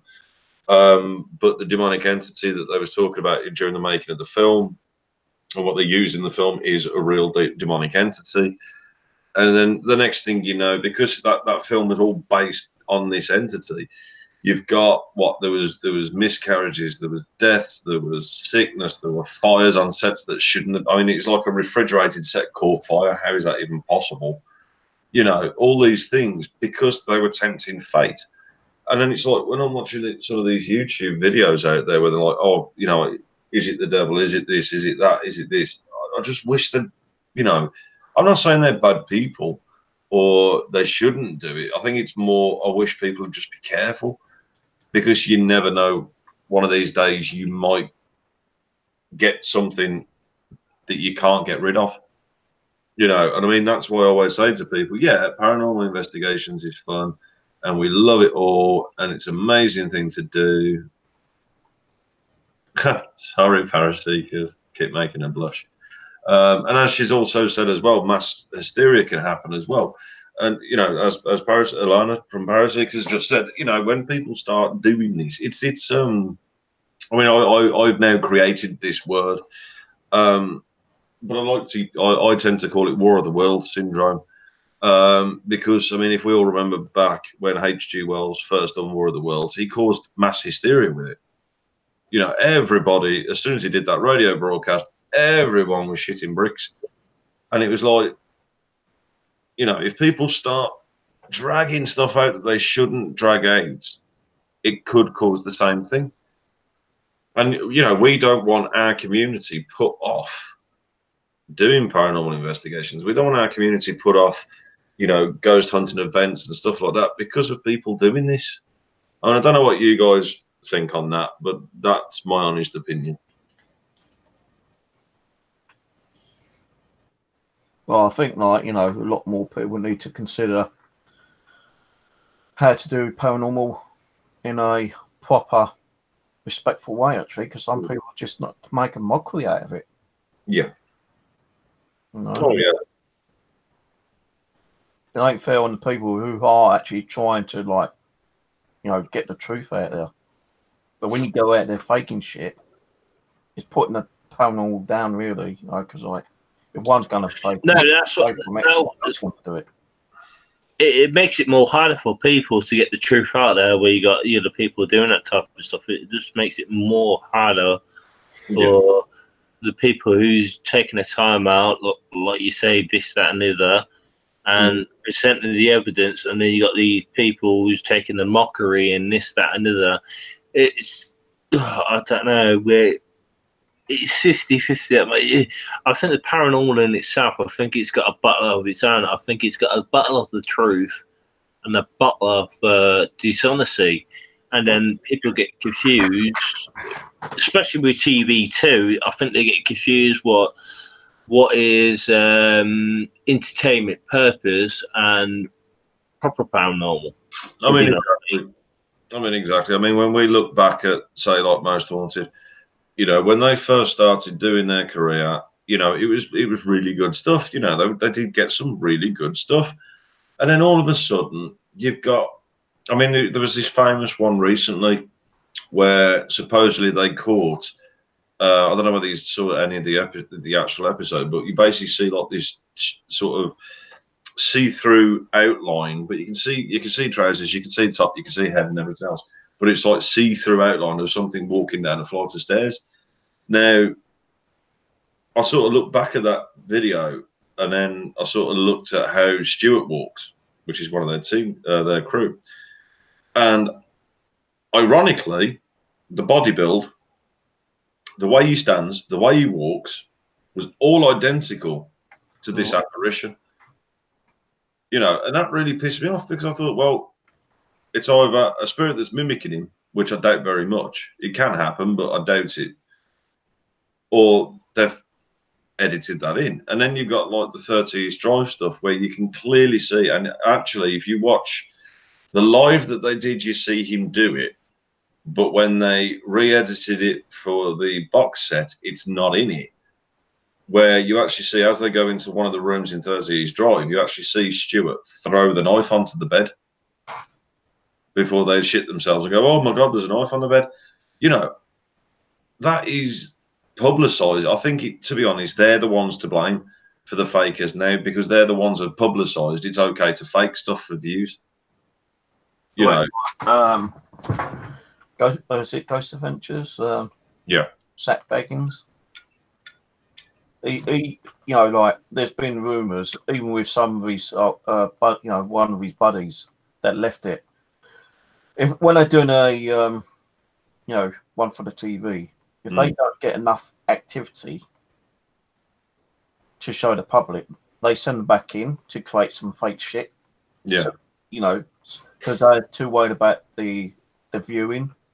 At the end of the day, I mean, I do see your point, and I mean, coming from a YouTuber, I mean, I can now call myself a YouTuber.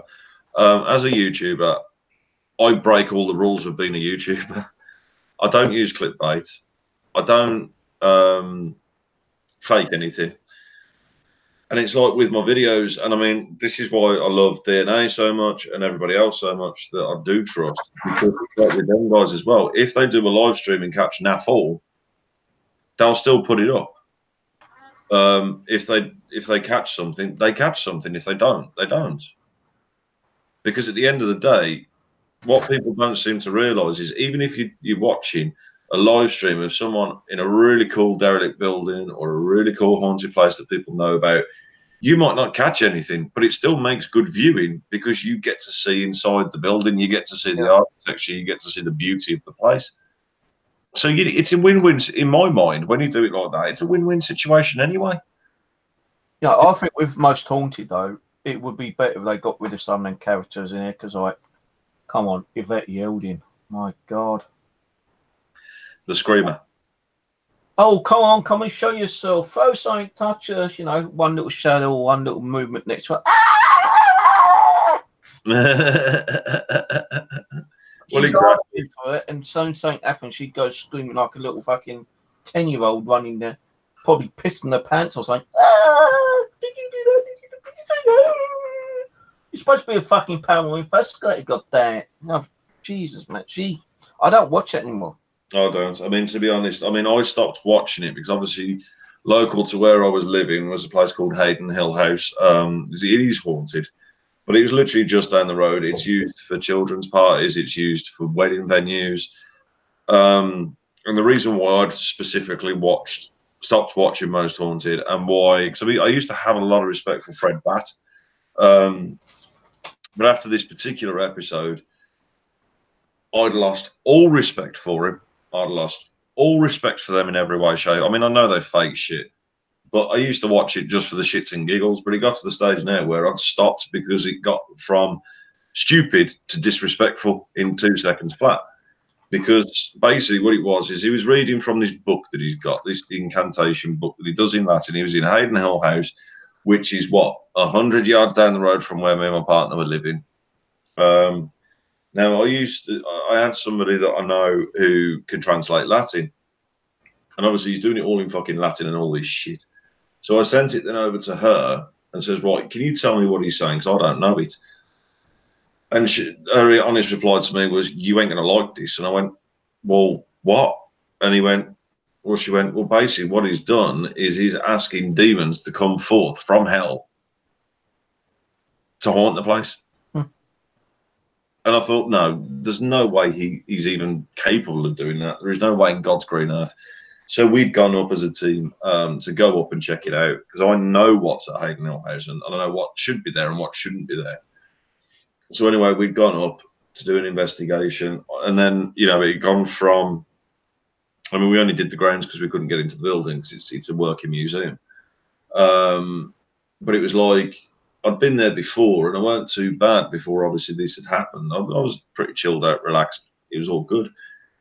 The second time I went in there, I felt uneasy. I felt sick. I was getting headaches, the constant feeling that someone was wanting to attack me, and all of this sort of stuff. So obviously we got the Echo Vox out, we got the SB7s out, and I was like, right, is there anything here with us that's evil? We got an automatic, yes. I said, did you originally come from here? No. Was you brought here? Yes. And I thought, oh, for fuck's sake, he's brought something here. And what they've done, and I didn't realise it until I'd started looking back at all the episodes that he'd got involved, and he was doing it in every single location, every single place they'd ever gone to with him.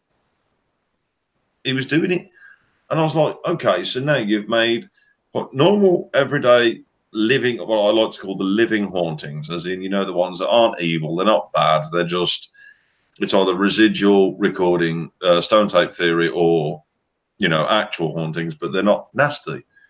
You know, he's taking these type of haunted locations into nasty haunted locations. And I'm thinking, I know you like your fucking views, but that kind of behaviour is disgusting. It really is.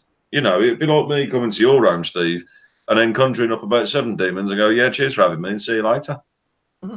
You know, I want like 7. I wouldn't mind 1, I suppose. Give me a little bit more activity to capture. The thing is, you know, I know you see my point. It is a matter of disrespect. Yeah. I mean, luckily we managed to get rid of it from Hayden Hill House, and you know, there's been no issue since. But it's besides the point. They shouldn't be doing stuff like that. They've gone from the normal faking to a whole new extreme. Well, I'm not going to say who it was, but someone who I've had problems with. They said that he sent demons over to me. Really? He couldn't call a demon up if he bit him in the fucking goddamn backside. Excuse my French. But yeah, he's the demon master, demon slayer, and all this kind of crap. Any of you are watching, grow up. I mean, to be honest, I mean, this is the thing, and I mean, this actually does go out to everyone that if they do get round to watching this. And I know that you guys on the Paranormal Talk Radio and everybody else that's involved with this, everyone that's involved with Martin's stuff, everyone that's involved with my stuff, is, I think, to be honest, now's the time where I have to put my foot down and say enough's enough. Enough of the bitching, enough of the moaning, enough of the sniping. I mean, I even had somebody turn around. I mean, once again, for the protection of her, she's a good friend. I'm not going to mention any names. But she turned around, she sent me a message saying, oh, I've heard rumours that you're quitting. I was like, no. I wouldn't quit. The day I quit this, in fact, I won't even quit it when I'm dead. I'm going to fucking haunt the next future paranormal investigators. You know, but it's like, is the competition now getting that tough that people are making up fucking malicious rumours to stop people watching these people? And I just thought, you know, I've got to say now, enough's enough. Grow the fuck up. Stop being daft. We can all work together. At some point in our time, we can all work together. You know, we knuckle down, we get the job done, we get the evidence, we get the proof. I mean, we're all fighting for the same evidence, for the same proof that will be a scientific breakthrough. You know, this is stuff that, you know, I'm not saying a Nobel Peace Prize or anything like that, but this has been going on since the Victorian times. The investigations and the hunt for the unknown has been going since Victorian times. Is that you, Jonathan Wood? Yeah. Right. I found that website. Yeah, I was talking about possibly one of the danger websites.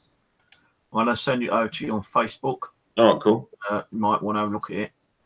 You'll actually come up with like a triangle code, and you just like click on that, and I'll tell you, man, how that happened. I do not know. But something made me spell. When I had that possession that time, I spelt something. My mate kind of like went on Google, and it said like eat flesh. Then we did research on eat flesh. Then this website come on. When you click on that, get like these symbols come up. You click on the symbols, and like you get all this kind of like I am that I am that I am, 9 that I am that, and you got kind of like decipher. You're really good at like some words I can never pronounce. Numerology, to do numbers and codes. There are hidden messages in those numbers. This is weird. And it is it has been known to be one of the most dangerous websites out there, but it's got so much stuff on it. It's thousands of thousands. Yeah, ironically, the link that you'd actually sent me, all it comes up with is amazing and just abracadabra everywhere. No, hang on, let me try again. Hold on. Let me go into another page. But it does make you laugh, though. You wonder you see yourself, and you think to yourself, you're bringing the evidence, and like you keep saying to people, why do you watch this type of stuff? Yeah, well, I know there's groups out there on YouTube where some of these people like try to disprove or try to disprove by not using the tools what we use, but think logical explanations what it could be. And I think to myself, some of the people, why don't they describe to them stations or this, that, and the other? Why do they go to these stations and go, well, you're telling a lie and this, that? I can't, personally myself, I wouldn't do that. If I don't like a certain station, I won't watch or I won't describe. I go somewhere else. That I don't understand. Logically, I don't understand. I mean, that's the thing. You'll have 3 like weird things spinning around. You click on one of those, then it starts giving you different stuff. No, it's got everything about Christ, God, angels, demons, spirits, you know, alien life forms, conspiracies, Hitler, you know, high criminal profiles as well. It's one of the websites which goes for thousands and thousands of pages. It's just weird. It is weird, but it's code inside of the code inside of the code. So if you were to break part that code, there'd be more code in it. And once you break the second code, there's even more code. It's just one of those kind of like weird websites, man. I mean, it's even I didn't really think about it. I didn't even know about the website. It's only because I spelled something in Latin. Then I think it's like eat flesh backwards. I mean, mate done some research, and then he come across this site, and he goes, Steve, what the hell have you been doing? I said, what do you mean? He goes, look at this website. You've just landed yourself in a lot of hurt here, man. I said, what do you mean? He goes, I don't know what to show you. I said, show me. And every time you click on certain things on certain pages, it'll even come up with weird pictures, like, you know, 3D type of pictures. And let me just show this one. I don't really want to show the website, but if I screen share this quickly, these are the kind of pictures you get in there. Oh yeah, those kind of weird, like Indian things, and it's so goddamn weird, that website. It's frightening, I tell you. And as I say, my mate was able to decode some of the code. Then he realised, hang on a minute, there's more code in here. He goes, even to decipher one page would probably take him weeks to actually decipher. So he just left it. He goes, don't give that around to too many people, because it would do their brain in, I'll tell you. No, yeah. I mean, to be honest, I mean that was a big thing. I mean, to be honest, it was actually a big phrase that went around at one point, because I know a lot of these sites you'll find in the dark web. Some of them are actually completely pointless and completely meaningless. I mean, I think it was like I'd seen one that a guy had done. He was on a YouTube channel I'd watched, and you know, bless this guy, he was like proper shitting bricks and everything. And then the next thing you know, it deciphered all the codes, you know, and he was expecting something really dark and sort of morbid to happen. And then lo and behold, by the time he'd finished it, all it was a Latin sentence. He was a bit sort of, do I click on it? Do I not? Do I decipher it? Do I not? You know, he was proper worried and proper concerned, to then find out that all it was thank you for taking part. You know, and I think, you know, these are the things we look at, is how far do they go? How far do these theories go? How far do they go with, you know, the sort of numerology and all of this sort of stuff? And yeah, I mean, some people have used it to cause more problems. Some people have used it to cause grief. You know, some have had hidden curses in them, and so on and so forth. I mean, it's like there was one where there's this infamous picture that if you look at the picture long enough, you start to feel disorientated and sick.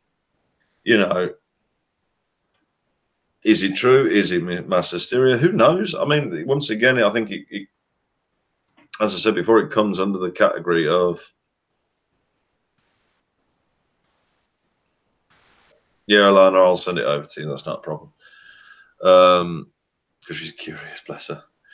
Right, post it one quick time, but you got to get it quick. So I don't really like posting it around, because if the wrong person gets it, you know, it could probably screw them right up. And I ain't going to have any kind of like comeback on it. So be careful with this. That is the second page. You'll probably get 3 like little spinning icons. Click on one of those, then you're underway, and it will lead to thousands of pages. It is definitely trillions of code. You know, you've got conspiracies. You know, you've got demons, devils. You know, God. It is very weird, to say the least. It is very unusual. But the thing is, I mean, could this also just be a simple website that wants to play on people's paranoia? Maybe. You know, these are the things we look at. It's supposed to be one of the most dangerous websites out there, apart from, you know, the dark web one as well. Well, yeah. Yeah, I think it's in the top 10, that website.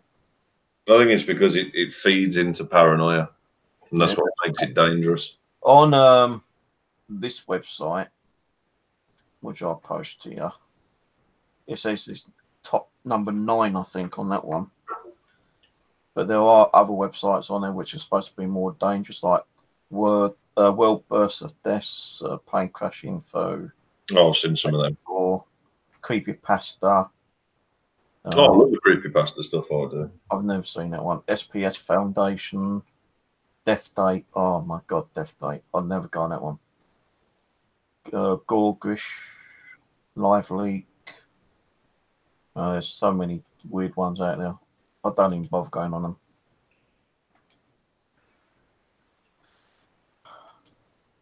But yeah, you know, I had a light underneath my hand for like 5-10 minutes and not one little burn mark on it. Crazy. I mean, to be honest with you, it was like I came across this random website because sometimes you know, these things intrigue me. Live Leak, as if Live Leak is classed as the worst. Fucking hell. But no, I did actually come across one, actually, you know, when it comes to all this stuff. I think, if I remember correctly, it's called Run the Gauntlet. And basically, it supposedly tests your insanity. And basically, it shows these videos, and you know, each video gets worse and worse and worse as it goes in. So the first one could just be something as simple as somebody throwing up. And then it was like, I came across another, you know, and when you start getting high, I think there's 10 videos altogether. And if you hit the number 10 one, you know, and if you can sit through that without feeling physically sick, the class was insane. But I mean, they had all sorts, from people being hit by a train and also, and you know, these are very twisted and, you know, things.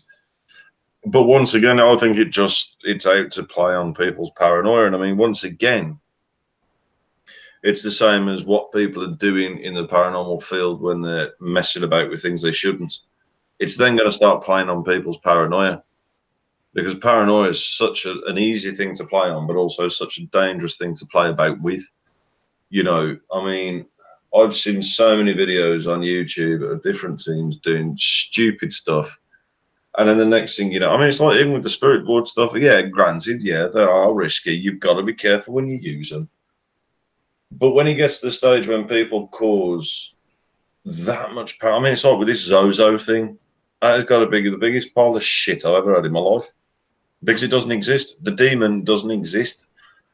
You know, it's not in any demonology texts. There is no, I mean, when you look at whether it's Aramaic, Hebrew, you know, Sumerian, any of these demonic places where you can find all these lists, he's not in any of them. It was just a fabricated creation on YouTube. But the problem was then people started shitting themselves. You know, and this is what I mean by, you know, the concepts and the causing of mass hysteria and sort of paranoia within the, you know, the YouTube community. You know, and I think this is what we've definitely got to be careful of. Yeah. Agree, yeah. So I won't do, I won't dive into things I don't understand, like like the demonic kind of stuff.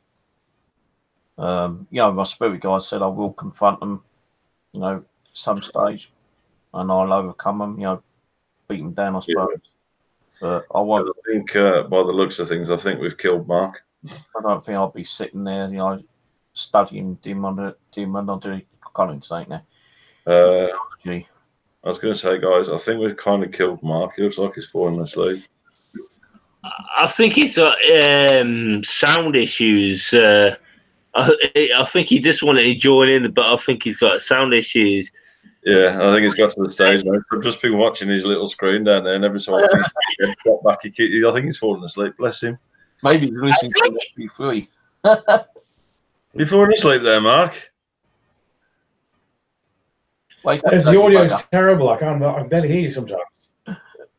Oh, bless you. I can't join in. I've been listening to what can I hear. The audio is very bad. My ends. It's bloody awful. It's not your fault. It's just the audio is glitchy, and it's good in parts and glitchy. So bits I can hear. It's not your fault, of course. That's what's happening there. God bless so it's frustrating. So I can't really I can't hear what you're saying. I can't join in sometimes. Yeah. Mark, it's very interesting what you're saying though. This is one of those things. You just, unfortunately, that's just the app sometimes. That's the way it goes. Bloody annoying though. Mark, are you using a laptop at all? But interesting points you made, Scott. Very good. Very good. You can hear me, yeah. Sorry. I was going to say, are you using a laptop, Mark? Which froze? You froze there a moment. Sorry again. So I have to say that again. He's using a laptop, yeah. I was going to say, I think the best thing you can try and do, I don't know whether it might be. No, I'm not using a laptop. Did you say laptop? Sorry, I just caught the end of that.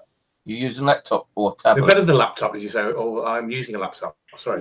No, he uses the desktop. He uses the gaming desktop. This is the PC. Oh, yeah, that's why. I think what you need to do then, Mark, is gaming test. I'm running off a gaming laptop. What you need to do is try and get your hands on, I think they're called Turtle Beach headsets with the built-in microphone. That should improve the sound quality for you. Oh yeah. Try that one out. If not, it might also. Oh yeah. Okay. So it might be one or two. I've got a snowball one here, but it won't accept it. That's weird. Yeah, it's got a snowball one mic here, but it won't accept it for some reason. Weird. Got a snowball one. Got a snowball one here, a white one. I'd say definitely go for more like the gaming headset. Usually it's got an option to I was going to say, Mark, if you get the gaming headset, it should be okay. Okay. Next time, man. So next time, don't worry. So hopefully I'll get it sorted by then. But that's it. It's hit and miss when I'm like this. Bloody pain. I'd just love to know how to do this Google thing, man, because I wouldn't mind doing some of these on. How'd you do them?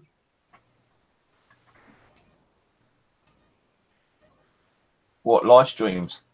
Yeah, because I do. So does that mean? I think I've got a video up on my YouTube on how to do it. I can't. It's all going up. It's just going glitchy again. Oh, nothing. It's dreadful. I'm just trying to work out how to do these Google Hangouts. Yeah. Oh, hang on. I mean, Blog Talk Radio was a bit sort of not a medium wave, no, AM radio. Yeah. Quality. This is a lot better, but you get glitches. Bloody bit of the backside.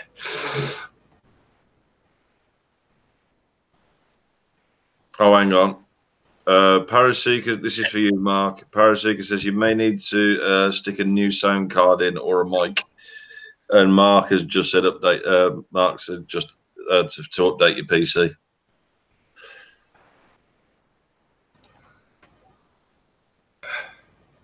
Could also be your sound. Well, the mic here, they don't accept it. It says, yeah, it could be the sound card, to be honest. The kids rejecting it.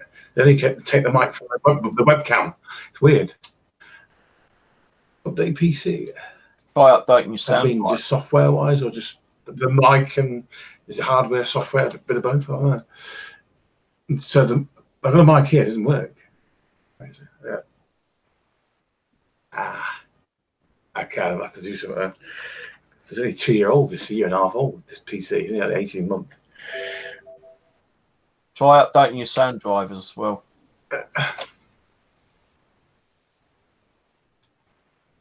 Right. Anywho. Like I say, I do appreciate John you coming on tonight, and Steve and Mark. Can you once again? I do apologise for blocking your wife. I do seriously. I can't read. I can't stress that enough. I can't read that properly. I've been trying to unblock it. This is still all new to me. This Google Hangout, so I'm trying to figure out how to unblock. But I do apologise to your wife. Like I say, I do appreciate you coming on tonight, mate. Don't worry about it, because I'm a mod on the YouTube channel, so I've already unblocked it. Oh, thank you for the last 20 minutes. I'll begin. Misunderstanding. That 20 minutes, I'll just work on the wife and go, I accidentally got a guest on and accidentally blocked his wife, and I don't know how to unblock it. Please help. Much appreciated. Much appreciated. Sorry about that. No, but like I said, once I've worked out how to do these Google Hangouts, because I ain't got a freaking clue, what I'll do is then I'll start having you guys on as well on my one. So whether it be like Steve or whether it be yourself, I'm going to try and get a lot of people involved as well. Yeah, that sounds a brilliant idea. Whoever you can get involved with it, probably once a week or whatever you can do in the paranormal, get these groups all together, get people involved, like you say, get the other groups involved and share different opinions. It's a good idea what you're going to do to your channel. Brilliant idea. Yeah, exactly. You know, like I said, it is literally all about supporting each other and having each other's back. But once again, before you log off, can you share out, say, your stream group name, so just in case no one else heard it before you sign off? Yeah, I mean, you can obviously sub to my channel on here, which is Black Country Spirit Seekers. Go on Facebook, you got the Black Country Spirit Seekers group. I will be doing, hopefully, fingers crossed, if all goes according to plan, that if you go into the actual pages section, there's a page that I've created called Druid Cove, which is going to be like, I'm going to, hopefully, fingers crossed, if all goes accordingly, start selling a load of spiritual-based stuff. So if you give that a like as well, so it'll keep you updated on everything that I'm doing in that area. And that's about it, really.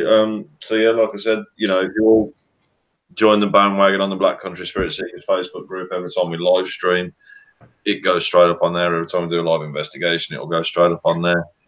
And like I said, the main teams that I'll always give shout outs for is obviously DNA, Paraseekers UK, myself.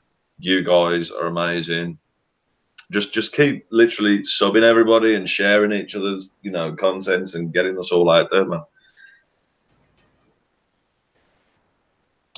Thank you for that. Much appreciated. Yeah, like you say, the groups what you described to, I know what you're on about, DNA Paranormal, you got Mark Smith, you got Luigi Brothers and groups like that. Yeah, please. Definitely keep on my channel, because I will be doing one with Ouija Brothers very soon. Oh, that'd be brilliant. That'd be brilliant. Like I say, I do appreciate you taking your time out. I know you probably got better times to do other stuff and this. Much appreciated. Once again, I just can't say how much we appreciate you taking your time out. Oh, yeah. I mean, like I said, the only things I can give updates on, hopefully, fingers crossed, once again, if all accordingly goes to plan, is I've got a load more live invest. Some of them it'll just be me and T, or me and Matt, or whatever. But the big ones, hopefully, fingers crossed, if I can get them all planned out properly. I've got some with DNA, I've got some with Ouija Brothers, and also I've got one in the works with Lee Steer as well. So that's brilliant. Because Lee Spray is pretty good on his Facebook. I checked out his contact. Yeah, brilliant. That's brilliant contacts what you got.